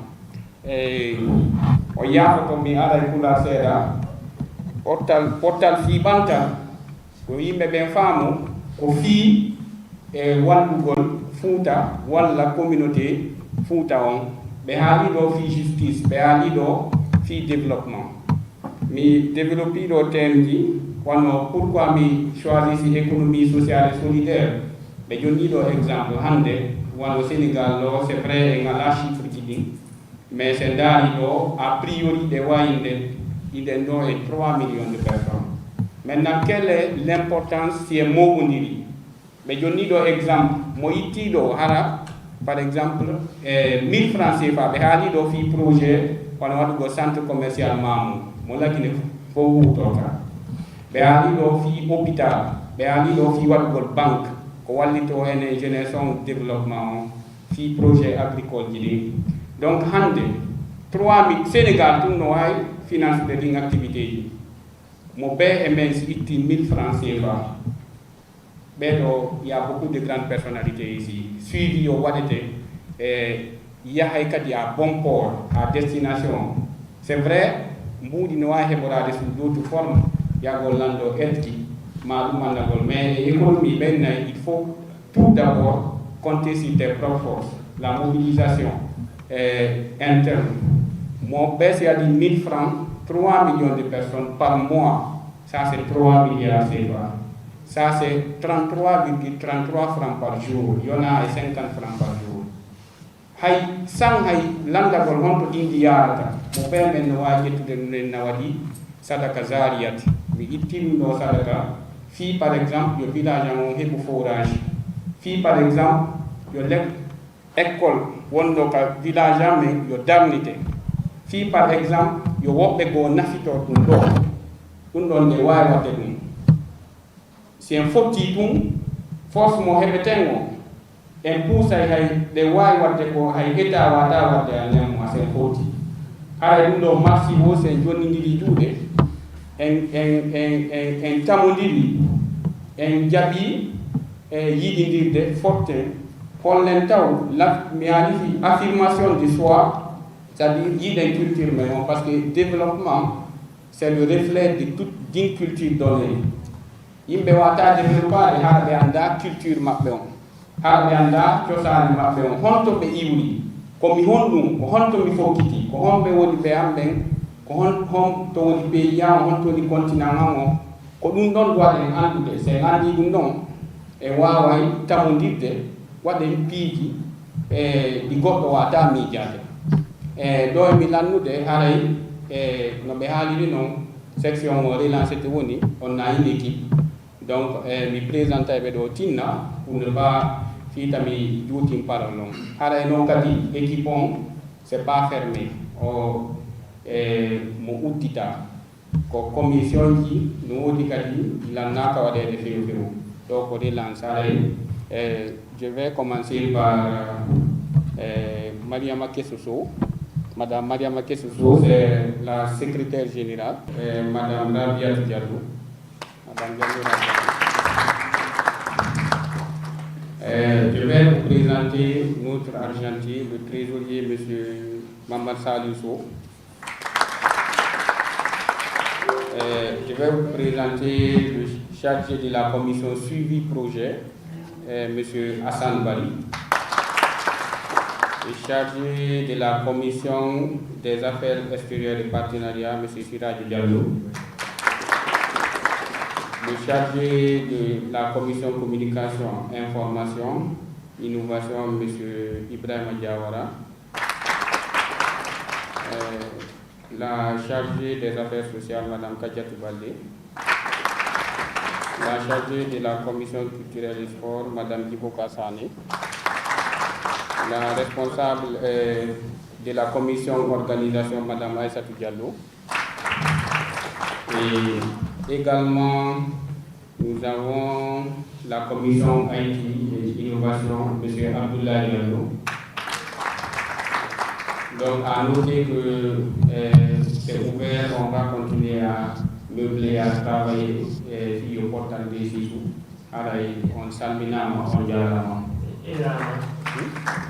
Rama fait partie de la commission communication. Rama tout là est là. Et Rama tout là est là. Communication.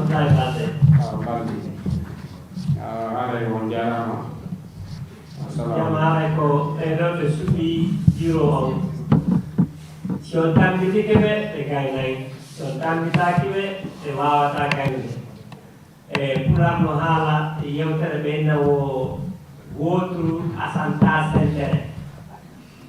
donc komo kala ƴettir sengo sengo hay e nokku yuppitoɗa ɗum ɗo koɓe présenta men ɗo ko bureau exécutif on ɗon bureau de saison on ɗon ɓe holloya en mo on ɗo kay kadi si Allah jaɓi aray noon bureau de saison no laami bureau exécutif on kono ko bureau exécutif on waɗata golle ɗen fof assemblée générale sino waɗede ko bureau de saison woni e ardade on assemblée générale ɗon bureau exécutif on holla golle ɗe ɓe waɗi ɗen ɓe holla kañum kadi ko golle honɗe ɓe paala waɗugol e duuɓi arayɓe inchallahu subhanahu wa taala mewni aray meɗen tori jama on fof wakkilagol wallito miɗo weltori o bureau ɗo ko tawi kon sonnaɓe busno e muɗum iɗen mari naamu attigol sonnaɓe ɓaawa harno sonnaɓe ko gaynata ko karan ɓe duriɓe gaynata feccere ɗum ɗo ara on fof on jarama wallito ɗon ɓe kellal e bureau kadi une fois de welo yamen trésorier o no ɗo Aissatou Diallo imo ko nder salle mo ɗo hankadi hande o tawti men ka bureau de sage iba kamɓe men mi tawanoɗo ko araynoɗo ɗo wuuri baylo ko araynoɗo ɗo ko debbo makko faati Modi Malal géologue de mine wonɗo sangareji wonnoɗo sangareji joni mo Kédougou kam kadi mo tawaka bureau de sage ɓe holli en docteur Aliou Sow Modi Karim Diallo e waytaɓe noon hiɓe ɗuuɗi ɗo haray mi toroto jama on ko fi Allah hoti annabijo en fof ɓen anni e toroɗen Allah subhanahu wa taala yafano en arde ɓen arde ɓe julɓen fof yafano en kadi koto Basiru Ba sabu enen ɗo fof en andi kadi ɓe dogani fi ɗum ɗon ɗo e ɓeeɗo ɓe jooɗi ɗon ɗo min dogiɗo kere kala ko wiyete sage ɗo Sénégal min naɓiɓe min tigui bureau on kadi Sénégal ɗo mo mari école de football créaɗo mi waɗi tournoi de football ji image mum no woodi bureau sortant on ɗo kadi mo mari récépissé wonɗo légal reconnu par l'état sénégalaise association ji Guinée wonɓe nder Sénégal fof kadi no andi fi mum wona koɗo e mum meɗen miiji noon e ngal ɗo inchallahu ya rabbi si Allah subhanahu wa taala no acci koyen eto heɓen ɗo siège pottal fi ɓantal Sénégal hara kala artiste jo kala waɗoɗo conférence kala faalaɗo wadde soirée kala faalaɗo wadde télé ko ɗon o arata hara no woodi kadi ka goɗɗo jippo harana e yoɓi ko ɗum toriɗen Allah o en weltaniki ɓe iwruɓe ɗo ɓe fof hara délégation no ɗo iwruɓe Guinée e iwruɓe Gambie ɓe tori yo Mo Souleymane si wona ella okkomɓe ɓe makana en seeɗa ara o acci hakke si yewtere nden ari ka hawra wassalam États-Unis toon kala baafal ngal faala ɗen udditugol en udditati no noon woniri kayen kadi ɗe mari relation e musidɓe meɗen organise ɓe waɗi association des médecins woni ko médecin africain woni ko médecin guinéen woni no woniri wo no woodi ɗum États-Unis toon hiɗen andi kayen kadi e nokkeli ɗi wawiten tappen baafe hara si tawi labtane on darnama de temps en temps ɓe addo e expert ɓe fi ɓen waɗa toon lebbi ɗiɗi lebbi tati fi ñawdugol yimɓe ɓen et puis gollida e docteur ɓe wonɓe ɓen sur place forma ɓe hollaɓe ko honno ñawnaje goo ñawdirte ma ko honno équipement ji goo gollirte tawata ko équipement moderne ko honɗum hatton jinɗen enen ko wawgol ngol tun fottugol jonnidira juuɗe mo kala waɗa ko wawi ko si tawi en wawi waɗugol ɗum ɗon kala ko faalaɗen en wawa waɗugol ɗum ɗon projet hay e goto sattanoɗo o en ala hay e goto haray mara hande kadi jara yo dogu yaha ñawdoyo Tunisie ma ñawdoyo France ma ɗuma woni ko président de la république woni ko député woni ko maire ma ɗuma marɓe moyen fof ɓe nawna tun ko Europe ma États-Unis ɓe woni yewde ɓe ñawdoyo par ce que hiɓe andi kamɓe tegiri équipe hôpital ji ɗi wona équipé si tawi noon woni ɗum ɗon joni woni no woodi hôpitaux moderne pellet ko kamen ɗon ɓe ñawdoto so tawi woni le personnel est capable e qualifié ko ɗum ɗon hanuɗen waɗugol hara mi torike en mi torike mawɓe meɗen seeniɓe ɓen mo kala yo jonnindir juuɗe fii no organisation o yara yeeso jama on faama ko en fof faamuɗen ko enen taw etteɗen faame sen faamali landoɗen haa no faamiren sen gayni faamude faamiren luttuɓɓen haa heɓen yimɓe million ji ko tawe e moƴƴo bere nden mo kala waɗa seeɗa fii ko ñoro hebbinta maayo ka ɗum ɗon heewi wo en waaway e waɗugol kala ko faalaɗen e nder leydi meɗen ndin kala ko woni ko Sénégal ɗo woni ko Guinée woni ko Mali woni ko Sierra Leone woni ko Guinée Bissau ko Gambie kala ka faalaɗen waɗugol projet iɗen waawi waɗugol hara communauté o naforay on jarama aray mi wattitima koye sokke medorateɓe ɓe goɗɗo wawata arde e nokkure o werne kanko e délégation makko o ronka jarnude ɓen ɓe o tawi wernuɓe ɓe puisque no wawno arde ronke ko si koɗo heeɓi ka o weera si o wiya o golla e goɗɗum haray ko adi ko min jarni on onon ɓe min tawi Dakar ɗo ɓe e si iwi ɗum haray min jarni ɓe heɓan ɓen o initiative créani en o bureau o association wiyeteɗo Pottal fi ɓantal puisque iɗen andi ko miijoji lugguɗi ɓe heeɓi e faaleji wallitagol yimɓe maɓɓe ɓen waɗi ha si ɗum ɗo ari ha hewti ka hewti ɗo haray kamɓe kadi ɓe jarama si iwi ɗum ɗon haray Pottal Guinée no weltori o initiative hara ko fotayna seeɗa haray noon hiɗen andi piiji ɗin fof wona ko weeli fi golle si memminama wu arano on jama on heɓoto yaltoɓe aroɓe wiya buy no faala mi tawete mais si yeehi seeɗa ɓay ko ɗum hay Mamadou wonno hollude ɗo ko konti bénévolat wona yahede pour un départ haray ko ɗum wakkilotoɗen en fof meɗen mo kala wakkilo ko wawiri ɗon fof waɗa junngo gon ka jiifa gollira haqqille mum ɗen e doole mum ɗen fiyo en wawa heɓude résultat ɗi projet ji fokkintinaɗi ka meɗen puisque so nani ɗo e tawi en wawi famude yewtere monsieur Diallo Souleymane no holli ɗo ko won e wiwde fi Fouta wona lagine tum mais haray hande sen ƴetti ko wona wolede kon fayda ɓurɓe ɓen ɗo koni wolde kon haray ko lagine ɓe woni haqqille maɓɓe ɗe woni yawde mais no yaaji wiyete Fouta ko no yaaji haray wano menen wonɓe Guinée ɓen min neeɓi seeɗa haray ko bureau o joɗɗinano toon min waɗuno pour un départ bureau provisoire marnoɗo mandature mo enno min golli e nder ɗum ɗon min rédige des statuts et règlement intérieur min guiri ɗum ɗon seeɗa nder ɓay mandat on lanni min renouvelé bureau on il y a un bureau maintenant qui n'est pas un bureau provisoire qui est présidé par Elhadji Mamadou Alpha Baldé qui est absent à Dakar aujourd'hui haray si iwi ɗum ɗon golleji buy waɗama toon puisque ko wowlugol seeɗaji ko waɗa holla ko heddi ko fokkintinɗen kon ko faalaɗen kon haray wano ɓe holliri fi o projet hôpital ɗo menen e ɓe États-Unis men yewtuduno ha min yahi inde men Dalaba hande site on woni disponible mo telen 5 hectares et quelque kaydiji ɗi heɓotoɗi ɗin au niveau local il faut majji ɗi heɓike wano titre foncier on kañum kadi o engagement fi mum ko ɓay tawi o programme fewdiɗo lagine fewdo o saayi ɗo o coup d'état no ardi noon ɓe bloqué fi haala e titre foncier on ko ɗum haɗi tawa ha fewdo o saayi ka fewden ɗo hara titre foncier woni no disponible si iwi e ɗum ɗon golleji buy min waɗi toon puisque hande en daari ballal ko ni urde ka yaase ko wona guerede ɗon kon hande si en iwi ɗo en wiɗen yawde Guinée haray ɗen mari ka fotten siko yewtere marɗen ko yewten bureau no woodi mo tawata no mebla en fottay ɗon yewten waɗen golleji men ɗin ɗon ka quartier ka wiyete ɗon Bambeto ɓay jama o nandi ɗum ɗon seeɗa takko rond point Bambeto local men on ɗo ɗon si wiye ɗum ɗon haray ɓay koye raɓmin ɗino to woni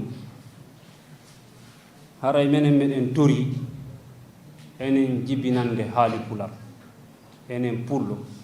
kala ka hikkorɗen e nder aduna on yo en tamodir yurmodiren wallidiren fii yo taw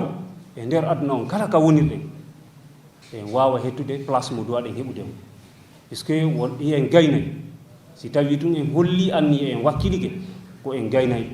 hiɗen mari haqqillaji mum hiɗen mari faamuji mum hiɗen mari gandal mum hiɗen mari moyenji mum puisque ko banu adama woni important Allah waɗi hiɗen ɗuuɗi kala ka yeɗɗitorɗen ɗo haray ka yawɗe wo hiɗen ɗuuɗi haray noon menen hikkorɓe lagine ɓen meɗen considéri ko wona gollede ɗo kon kala ko golla nokku go normalement bureau central o menen haqqille amen on siége on ko laggine duwaji wolade fi honnu parce que mo en fof meɗen ɗo sen wattan ila hay projet ji ko wonɗen ɓurde wolde ɗo kon ko laggine ɓurɗen ɗi orientude sey noon hawri en dogiɗo ka yaasi en jeri ko wonɗen guerde kon fof en wawade sembinde ɗum ɗon ka duwaɗen réalise de ɗin projet ji ɗon haray e haqqille amen no hani ko wattane yilay ɗum ɗon moƴƴa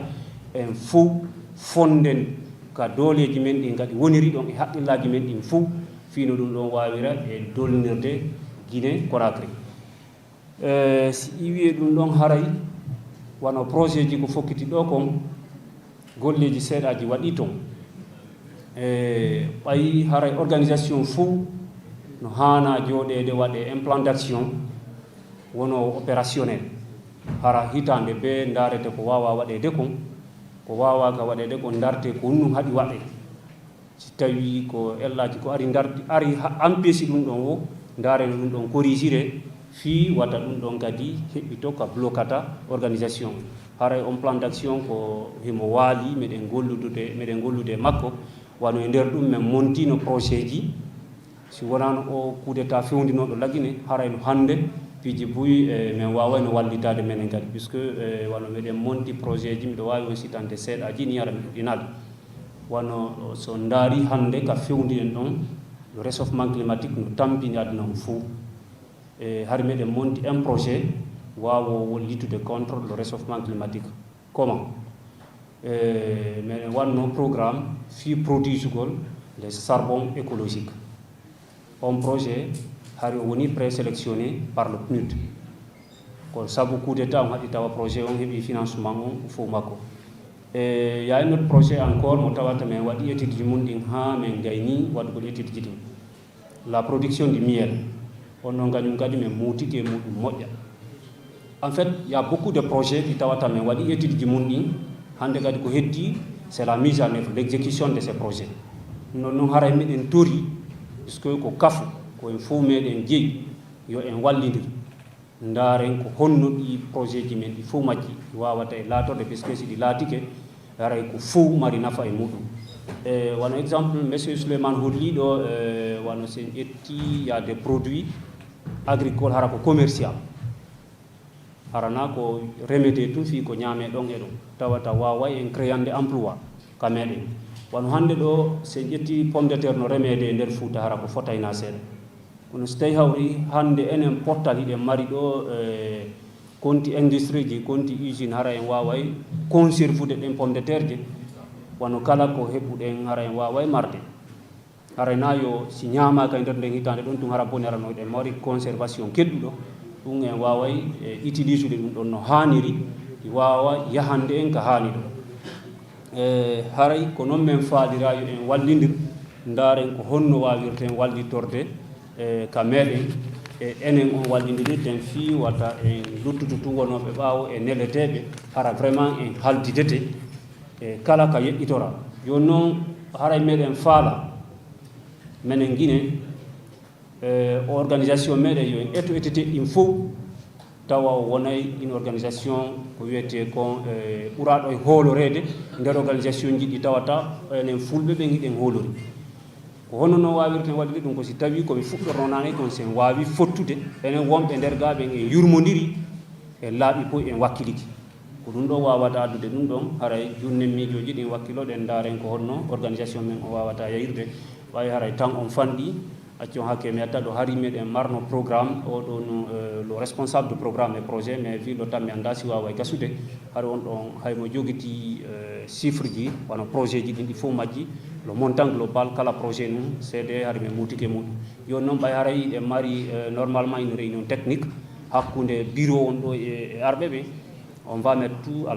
la place publique on va discuter ndaren ko honno wawirten waɗirde réalisation projet ji men haray yewtere nden juuti so tawi mi tuusi goɗɗo aray on yaafode ore fi Allah no laaɗo arayna ɗum mi fandori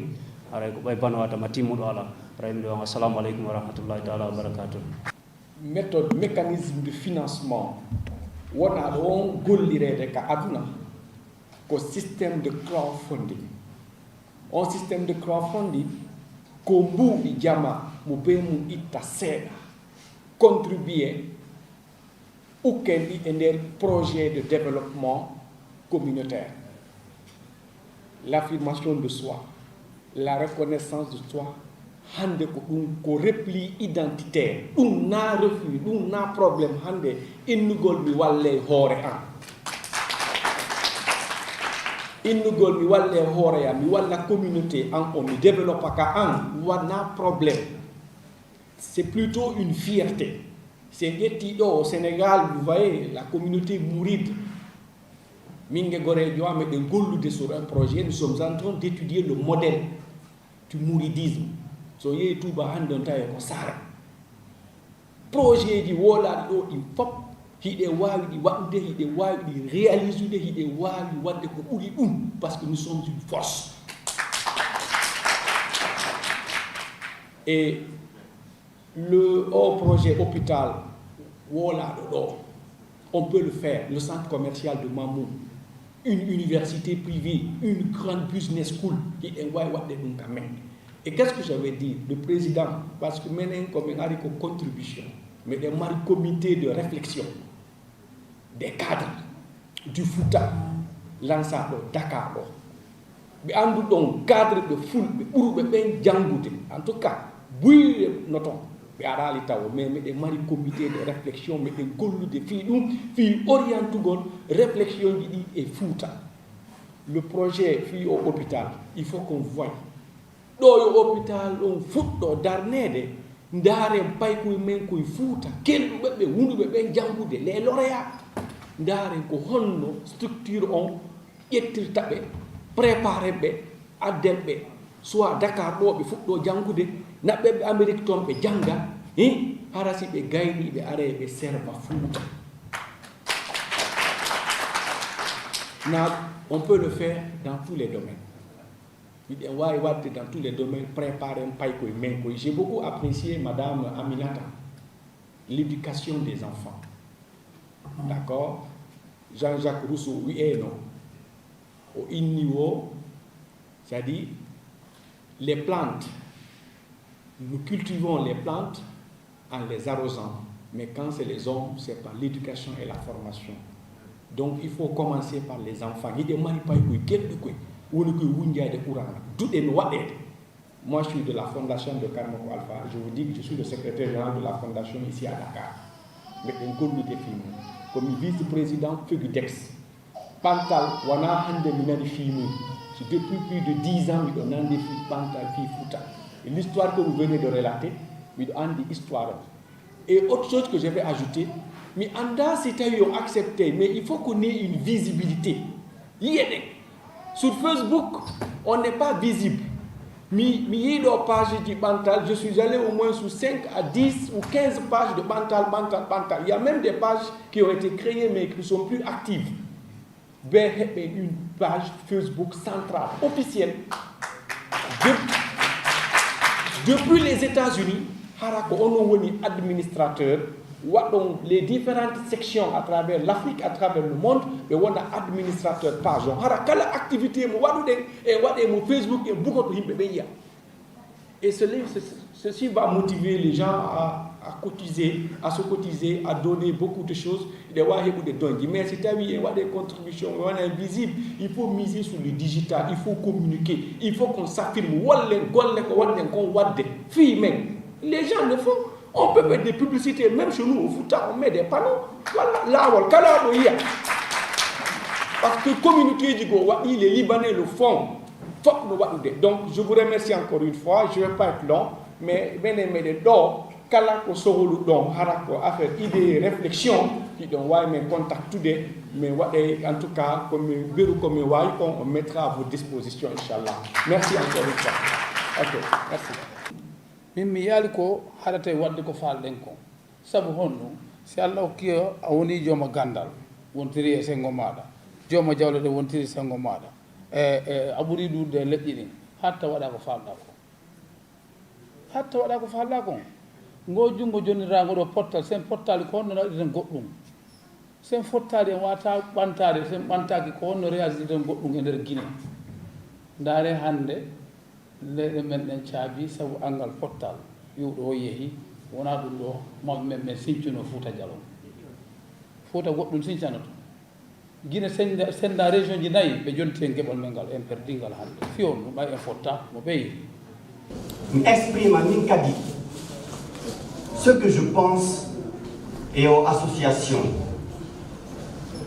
ɓe ɓayi mi nani président tous les représentants des États-Unis ko ɓe haali kon komi joɗino ɗo ɓandu an ɗum mooɗi pour dire j'ai eu la chair de poule tellement miɗo welti de voir autant d'énergie, autant de synergie autour de cette volonté commune qui est d'amplifier solidarité wonɗon et der communauté Haalpulaar wonɗon ɗo Sénégal et partout dans le monde. Mawɓe am buyno ko der salle kotiraɓe am buy kono j'aimerais vraiment qu'on les applaudisse vraiment pour le travail qu'ils sont en train de faire dans le monde. Vraiment, Reyɓe jarama. Fulɓe ɓen Dakar, hino ɗuuɗi. Vous l'avez dit, on est presque 3 millions. Mais Fulɓe ɓen Dakar, hino senditi. Et cela n'est pas bon dans une communauté. Quand il y a une division au sein d'une communauté, la force doole ɗen mankay et l'émancipation est étreinte. Kotiraɓe mawɓe amen wonɓe ɗo gandal ɗum yonata jama ɗum yonata jawdi yonata. Pour qu'il y ait vraiment le développement au sein d'une communauté, il faut qu'il y ait une vision.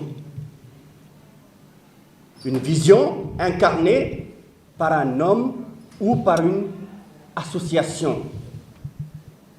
capable de faire comme ils ont fait, définir des objectifs, pouvoir amener le rêve, la vision, la barque jusqu'à sa destination. Voilà pourquoi aujourd'hui je prie pour le succès de cette association. Yo Allah wallu, yo Allah moƴƴin, yo Allah ɓantu. Puisse Dieu nous prêter à tous longue vie. Puisse Dieu fortifier la solidarité qu'il y a au sein de notre communauté. Ya Fede, j'ai commencé l'entame de mon propos sans me présenter. Donc, Minko Tcherno Hamidou Ba Yali, je suis guinéen, Peul, du Fouta, précisément de la ville de Yali. Je suis basé ici à Dakar. J'évolue dans le domaine du cinéma, de la littérature, il a dit, mais également du coaching. Et vraiment, vous pouvez compter sur mon soutien. Je vous remercie. Saluer également les délégations de Potalfi Bantal de New York, si j'ai bien compris, Madame Wan, également ceux de Banjul, de Gambie, de la Guinée, ceux qui sont ici au Sénégal. Et évidemment, vous me permettrez d'avoir une pensée pieuse pour mon ami et frère Bachir Ba. Bachir qui est décédé à New York. Sa sœur Djenaba Diallo également est une amie. On a étudié ensemble. Comme moi, elle est Nogayanke. Et donc, féliciter le nouveau président Mohamed de l'association et l'ensemble des membres du bureau. Et évidemment, le président qui vient de New York a beaucoup de projets sur la table. Des projets utiles à la communauté, c'est clair. Évidemment, il se heurte à une difficulté qui est là, un pouvoir politique hostile en Guinée, il faut le dire, et qui vous met les bâtons dans les roues d'une manière assez claire d'ailleurs et continue. Alors moi, ce que je voulais dire, c'est que je dis ça souvent à mes amis sénégalais. Je ne vois pas comment vous pouvez vous en sortir au Sénégal sans la Guinée. Pour la bonne et simple raison que l'eau que nous buvons à Dakar vient des contreforts du Fouta Djallon, ce qu'on apprend au lycée dans les cours de géographie dès la 5e et la 4e. Et une année, quand j'étais au cabinet du Premier ministre, j'avais fait un tour au niveau du lac de Guiers. À l'époque, il y avait une discussion au Sénégal sur le projet des vallées fossiles. Vous avez dû en entendre parler et je suis allé là-bas voir ce qui se passait. Et j'étais surpris de constater, quand je suis venu, donc j'ai fait un rapport au Premier ministre, il n'y avait aucune force de sécurité autour du lac de Guiers. Et je leur dis, mais je ne comprends pas, quelqu'un peut, demain, mettre des tonnes de cyanure là-bas, et au bout de 2 ou 3 jours, on va mourir comme des lapins ici à Dakar. Et à partir de là, on a pris des dispositions. Depuis lors, il y a évidemment un cantonnement de gendarmerie. Pour dire simplement que, y compris de la sécurité du Sénégal, il faut savoir ce qui se passe en Guinée. Ça me paraît évident. Et donc, l'avenir du Sénégal est avec la Guinée. Et l'avenir de la Guinée également avec le Sénégal. Vous l'avez rappelé tout à l'heure, le Fouta Djallon exprimé comme ça peut choquer. Jusqu'à Vélingara, etc. C'est vrai qu'après la bataille du Gabou, il y a une expansion dans toute cette zone-là. Évidemment, ça a été arrêté par la colonisation française, comme vous savez. Pour dire simplement, il faut aller vers, évidemment, des configurations politiques.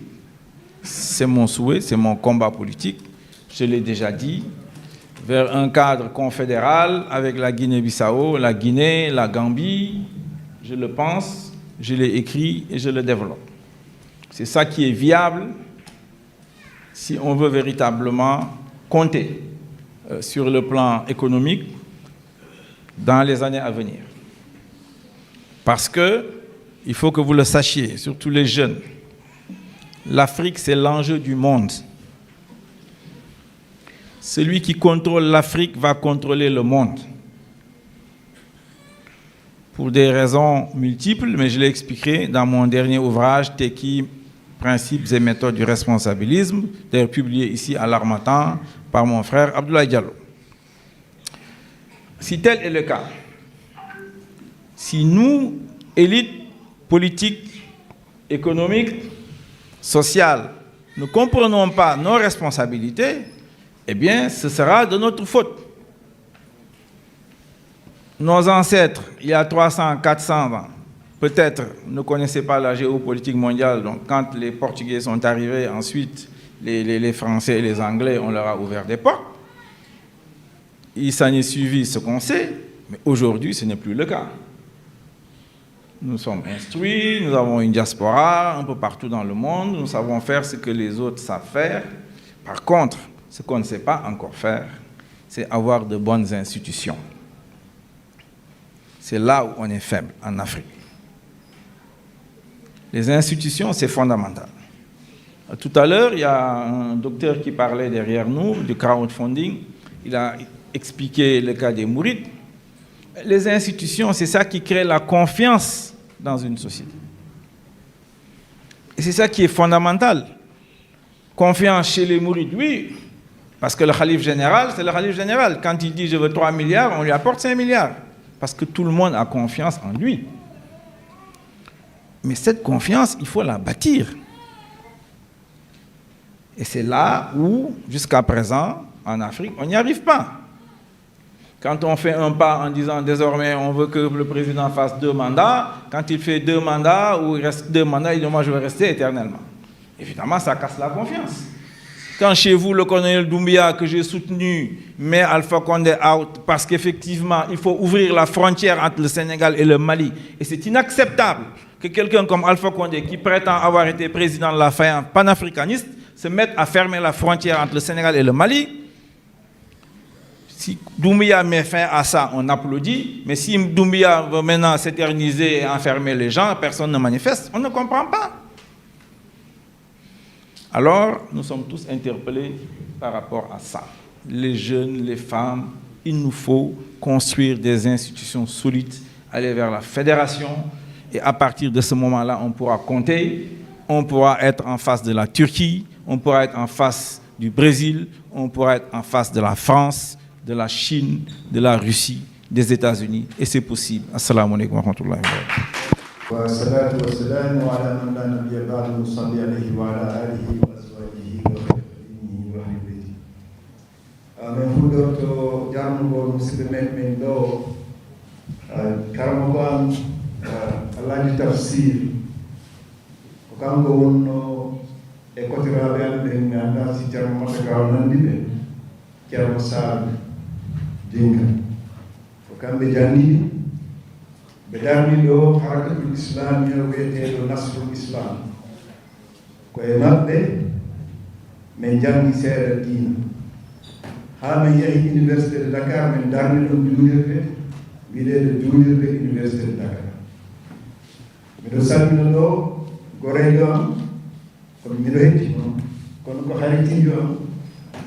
من نيمو له كان سليمان min ni Ceerno Souleymane an simin fotti Amérique haray hiɗa wawi mi seeɗa way so borniki a taway machallah arda ɗo Sénégal a daynimmi a wartike t-shirt nden kadi mi ari mi yimo ɗo himo nandi e Pullo Fuuta o daynina miɗo salmina Diaka mo andanda kanko kadi wono min komin juddu Sénégal komi inni hoore am komi sénégalais simi konti komi yahi kamen ɗon Fuuta gila mi jibina ha joni waɗali 1 mois wallahi waɗali 30 jours guine meeɗali waɗɗe ɗum miɗo considéri hoore am komi sénégalais min nata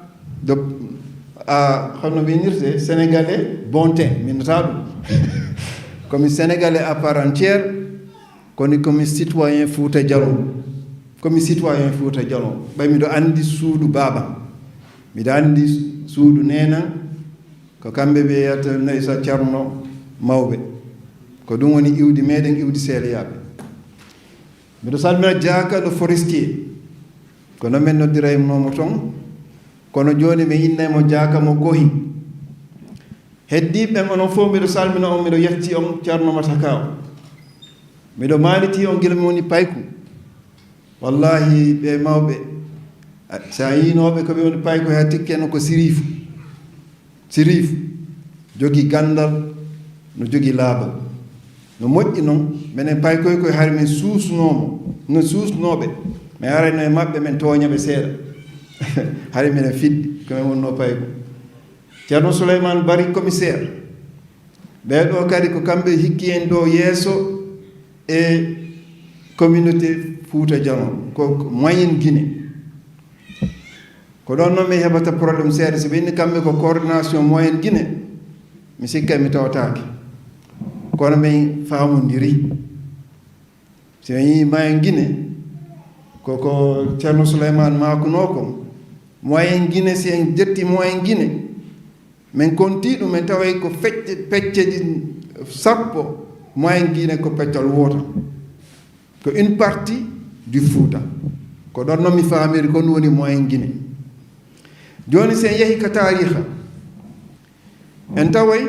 do Sénégal himin mantoro mawɓe wiyeteɗo Ceerno Souleymane Ba wo e 1740-50 ɓe waɗi ɗo révolution toroɗo ɓe wallini ɗo laamu l'islam yimɓe ɓe yejjiti kono menen hinen maanditi enen hinen maanditi ko ɓe arno ɗon ɓe tawi mawɓe men ɓen 1720 ko Fouta Djallon addi waɗde révolution islamique addi ɗo laamu diina empire théocratique laamorɗo Qur'ana laamorɗo kaafa mawɓe men ɓen e jooni min maalitiiɓe min yejjitaali ɗum ko 1800 ɓe inni Alhaji Omar Foutiou wonɗo hannde héros national ɗo e Sénégal kaka men o ari Fouta Djallon o ari e tawi almami Oumar ɓe jooɗi ɓe yewti ko ɓe yewtaton almami Oumar okki ɓe dingiray so naati dingiray haa keeɗugu ɗon on tawi ko Fouta so on ari haa Kolda on tawi ko Fouta so on tawi haa no gasa haa Gambi Basse ko Fouta Djallon ɓe makite mawɓe men ɓen lanɗo men lanɗo Laɓe Alpha Yaya no winduno gouverneur o inniɓe Laɓe si tawi tun ko diwal Laɓe ko haa Gambi porto no anndi goɗɗum hare si tawno ɓe yaaruno e nundal ko ɓe faalno ko jettugol Fouta Djallon e Sénégal wona gooto ɓay ko lanndo porto wonnoɗo ɗo Dakar ko kanko laamino Fouta Djallon ɓe sali ɓe tawi si tawi ɓe accii Fouta Djallon ɗo ɓe accii fulɓe Fouta ɓen ɓe addi ɓe ɗo Sénégal ɓe jetti fulɓe Mali ɓe addi Sénégal si ɓe jetti fulɓe wonɓe Mauritanie haray fulɓe ɓen no jogii hannde doole laamu ko honɗum joguɗen hannde himen jogii jawle ko goonga himen jogii doctoraɓe no heewi kono diplôme na fus himen jogii sarnaaɓe hunjiiɓe Qur'ana winduɓe Qur'ana kono no nafi komi mankiri ko doole jooni min komi wonno paykum mawɓe amen e nabay mawɓe baaɓe en yo Allah hokkuɓe ballal ɓe nabaynomen ko ɓe wiyete mosquée mercenaire ko ɗon fulɓe Fouta ɓen dartoɗo inna ɓe dartoto laamu Sékou Touré ko ɗon min jandi kono Allah waɗi ɓeeɗo waɗi l'islam e hoore an mi tawi la asabiya fi din wallahi ala raciste yaagal e berne an kono hannde si musidɓe maɓe no dampeeɗe si rewɓe fulɓe Fouta no violeede haray mawɗo no dari maayaali a tawa ma ara hankadi jooni janngo ko fii honno 11 septembre woni ko moƴƴi janngo le 12 assemblée nationale sénégalaise no daroo ɗo no darneede assemblée nationale sénégalaise min jogii fulɓe Fouta jooni wonɓe député min e ɓeeɗo Mamadou Lamine Diallo prof min golliɗuno fii changugol loi ji ɗin ɗo Sénégal sa jibinaama bemma ko pullo nene ma ko pullo ma a wonta Sénégal ɓe nayi ka Guinée hare an a annda Guinée jannga wona oɗo yaha ha université ɓe innama wona a Sénégal wawata janngude ɗo a yaɓoy wona étranger hannde mission amen on min yewtiɗi min tawi mission meɗen hannde ko ndi leydi weeteɗo Sénégal jama wonɗo ɗo jama fulɓe Fouta wonɗo ɗo yoɓe heɓu geɓal maɓɓe mi gollidi e Mamadou Lamine Diallo ɓe yahi haa ɓe tawi ɓe faalno change-ude loi ji ɗin kala jibinaaɗo ɗo jibinanɗe ɗo sika pullo sika bambara sika seer hare ka Sénégal ko ɗum ɓe wiyete en droit le jus solis kono ɓay ɗo komi français bale ko ɓe wiyete tubab jahate a taway kamɓe kamɓe ɓuri sattande laamu droit ou loi ɓuri sattande français ɓe innayi pour ya wonu sénégalais ɗo ma nene ma wona ɗo asli sénégalais walla bemma wona asli sénégalais min indi ɗum ma ɗum itte joni kamɓe wonɓe ka laamu ɗo si ɓeynguuji maɓɓe reedi ene allahji tafsir ko wonto ɓe arata amérique ton ɓeyaɓe jibina ɓiɓɓe maɓɓe ɓen ɗon e wona américain jooni noon ɓe saloo enen fulɓe fuuta wonɓe gaaɓe ñumen woni sénégalais ɓe haray ɗum ko injustice kono si bemma ko ba avec H ɓenna ka guinéen wona jooni un apatride a ala nationalité si dafa ala carte d'identité si tawi ida jogii jawle si tawi que tu es riche la porte est ouverte mais si tu es un pauvre un petit tailleur qui n'a rien pour survivre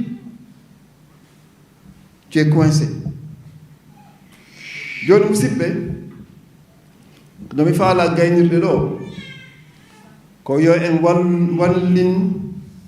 o association ɗo e sookeɓe mawɓe ɓen ɓe haray joni nen invitaɓe komin addi ɗo pottal fi bantal wona fi social no jogii projet de développement kono haray ko dartagol fii fulɓe haray yo fulɓe ɓe darto jogoo ɗo geɓal maɓɓe bay si tawi en décidi ñande goo min jetta e leydi komin jeynoo ko sénégal existata walla si on jetti keedugu jettuɗon kolda innon jooni on jatta e ɗum ɗon haray sénégal no woodi haray sénégal lanni inchallahu taala komi faala gayntirɗe ko abdoulkhadir dieynani emat ɓeɗo ko kamɓe immino ñande go mi annda konnum fulɓe fuuta ɓe jonni komi wiyete le marabout ɗuma le grand marabout de Dakar mi annda konnu ñammindommo o ñamminimo grand marabout immi inni joni kala pullo fuuta wonɗo ɗo Dakar no jeeya ko penc lebu le 13e penc sino an ko oɗo golli ɗum ɗon kono ɗum muuñ wo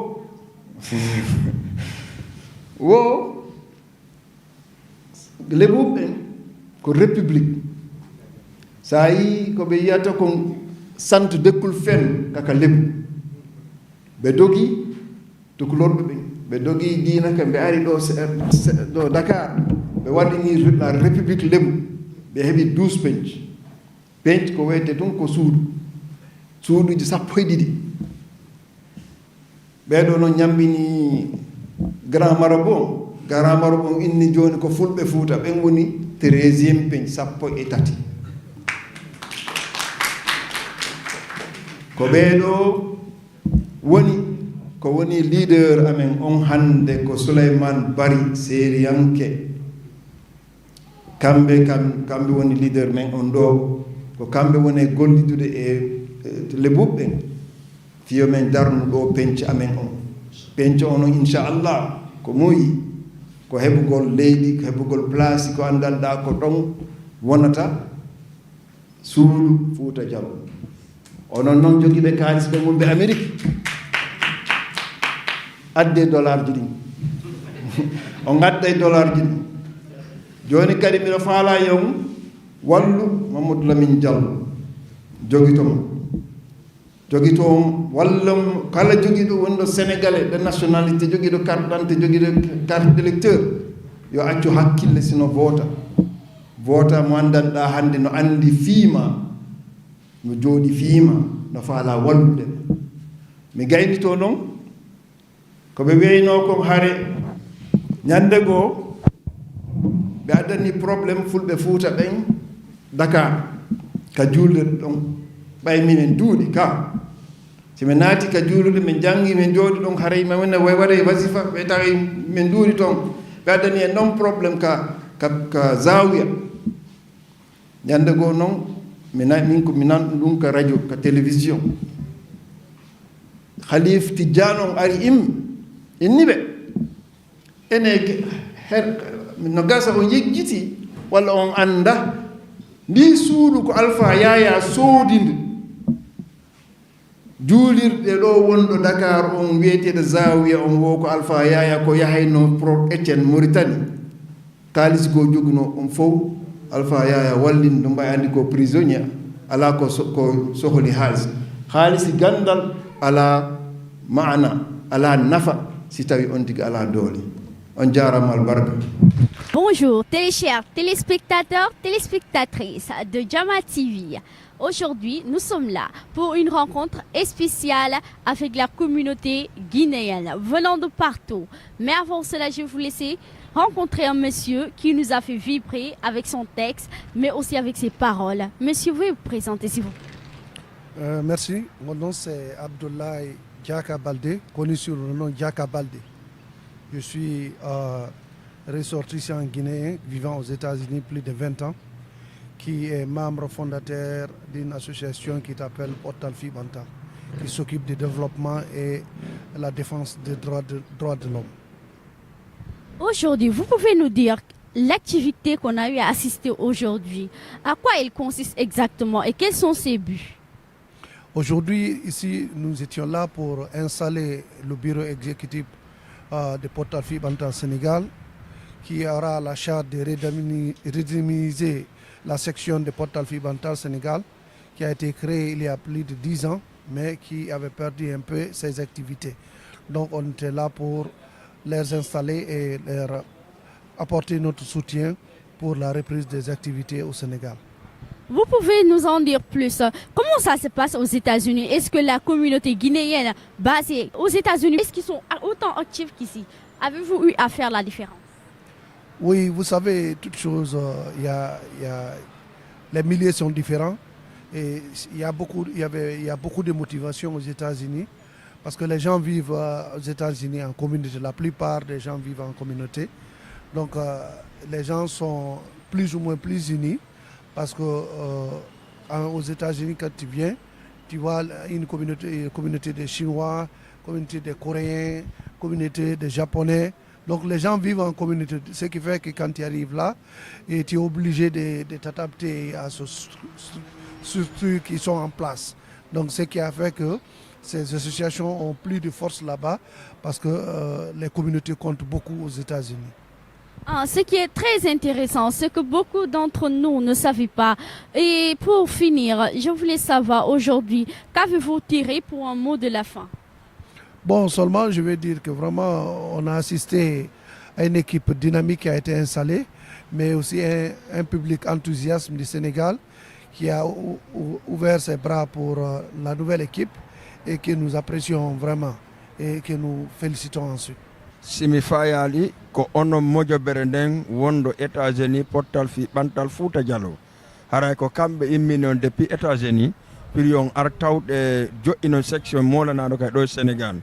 e ko honno tawro ɗon Sénégal e ko honno goɗɗo rewata tawe e nde mojobere nde falɗo jo'inde Sénégal ɗo. Ok, haray vraiment men tawi Sénégal ko leydi diina e leydi teddungal e leydi wele wele haray gila men hewti ga ko wele wele e teddungal men heeɓi haray ɗum ɗo weeli men moƴƴa haray association Portal Fibantal o ko association uditaniɗo kala jibinande Fouta Diallo o woni iwrɗo Guinée wonɗo Sierra Leone ma Sénégal faalaɗo natude haray ɗum o contacté bureau mo joɗɗinen ɗo hande monsieur Mohamed équipe mum o e ɓe waɗa ɓe ka groupe WhatsApp maɓɓe ɓe jogui kadi formulaire ko ɓe remplisata fiyo ɓe woni membre association association ko fi développement Fouta Diallo kala ko woniri e nder ɗe leyɗe ɗum linti ɗo haray no concerne développement on no concerne développement ɓe local o haray kadi association no concerne hoore mum kala ko jaggu e angal nunɗal woni haray ɓe dartoto fi wallitagol ɗum noon kadi. Voilà, aray monsieur Diaka Baldé yette Baldé wo jooɗi ɓe États-Unis wallitiɓe communauté guinéen on ton États-Unis hande Portal Fibantal mi nani ɗon innano partout e aduna law est ce que fottingol guinéen on ka départ sattano e mum ha hewti ha hande yo waɗu section heddi ɗin fof ha heddo Sénégal ɗo taw no woduno avant kono iwi on arti kadi wattugol a création hunde nden ese wonano difficile tampere molanande fiyo jama fotu surtout ma États-Unis ka won don ton min nayi alhamdulillah ka sat ka fuɗɗode États-Unis mi heɓano sattede moƴƴa ka départ par ce que wona saha min arata créygol association jiɗi hari on sahi affaire association fo no ɗani toon donc surtout hawrodiri kadi e ɗi probléme ji janvier février 2007 lagine tawi yimɓe ɓen ɓerde ɗen wuuri moƴƴa on sahi e ko on sahi ɗi créa ɗum entre 2006 2007 bantal créa 2006 pottal créa 2007 donc ɗi fof ɗi hawtodiri ɗi woni pottal fi bantal Fouta Diallo en 2007 février 2007 ko on sahi ɗi créa yimɓe ɓe naati moradu moƴƴeru kono mi heɓuno sattedeji seeɗa iwruɗo e laamu ngungine par ce que har ɓe falaka e association o heɓu doole yimɓe ɓe dartino kono ɓe wawali e tigui tigui on darnude couton ɓe ɓi difficulté ji ɓuy ɓaw ɗum par ce que pottal créanoma Sénégal ɗo hari o woni dynamique mi waɗinno hay ɗo projet ji wallitagol yimɓe remugol ɗo e sayi min soduno machine ji min addi ka wallitagol yimɓe remugol Sénégal min jogui ɗin photo ji ɗo mi wawi on addande ɗi o woni laaminoɗo pottal fiɓantal Sénégal on o voyage o yaari Brésil kono ha on sayi min wayri humpodirde e makko e équipe makko donc haray nde mi artata ga mi yiidi e vice président on ɗum ko monsieur Boubacar Diallo mo yiɗon ɗo koko menen e makko fuɗɗiti redynamisde équipe on min yiidi e Mohamed en ɗo ɓe sukaɓe ɗo inni ƴetta e bureau on joni aray ko noon min fewdora d' accord haray merci mi weltanike on e avant tout haray télévision mon on ko télévision pay koye mum télévision no wiye Jama TV télévision fewndo en tout cas jama no sibude mo partout e adunalla on e ko ɗo kadi min jooɗi min tawi projet on min waɗanno yimɓe boyi minen kadi o projet pour yo wonu mais ganduɓe men ɓen jooma kalisi men ɓen ɓe wattanano hila ha fewndo hande ka télévision on fewndi ɗo mais kono alhamdulillah rabbil alamina hande télévision on partout o jotto ka salon mon kadi daron mo haray ko teddugalle mon onon kadi wonɓe diaspora ɓen fof kala fala darde télévision on application ino woodi on tigui no wawi télécharge application on dara Jama TV joɗo ka makko kadi ɓay ɗon an ton connexion lannata wawa menen yette soɓɓen haray ko ɗum mi warno kadi komi hollita on e par ce que ko entreprise ko jeune créé ɓe haray ko teddugalle moɗon kadi aray mi weltorike aray weltode initiative o moƴƴa aray mi tori Allah e Allah hokkon polgal downa TV on ɓurna ni aray menen kadi si Allah jaɓi min apportana on soutien ber ko min wawi kon min wallito fino o projet ɗo laatora voilà merci Jama TV ara mi salmini on mi weltanike o moƴƴa e on yeehi hande ko feƴƴi ɗo kon on yi déjà Jama on ari ko association pottal fiɓantal Fouta Diallo haray ko Jama on avant tout d' abord min miɗo tori o Jama on adhére moƴƴa yo Jama on daru kadi ka télévision Jama TV ɓe ƴe kala ka feƴƴi ga kon e si Allahu lan ɗon jaaɓi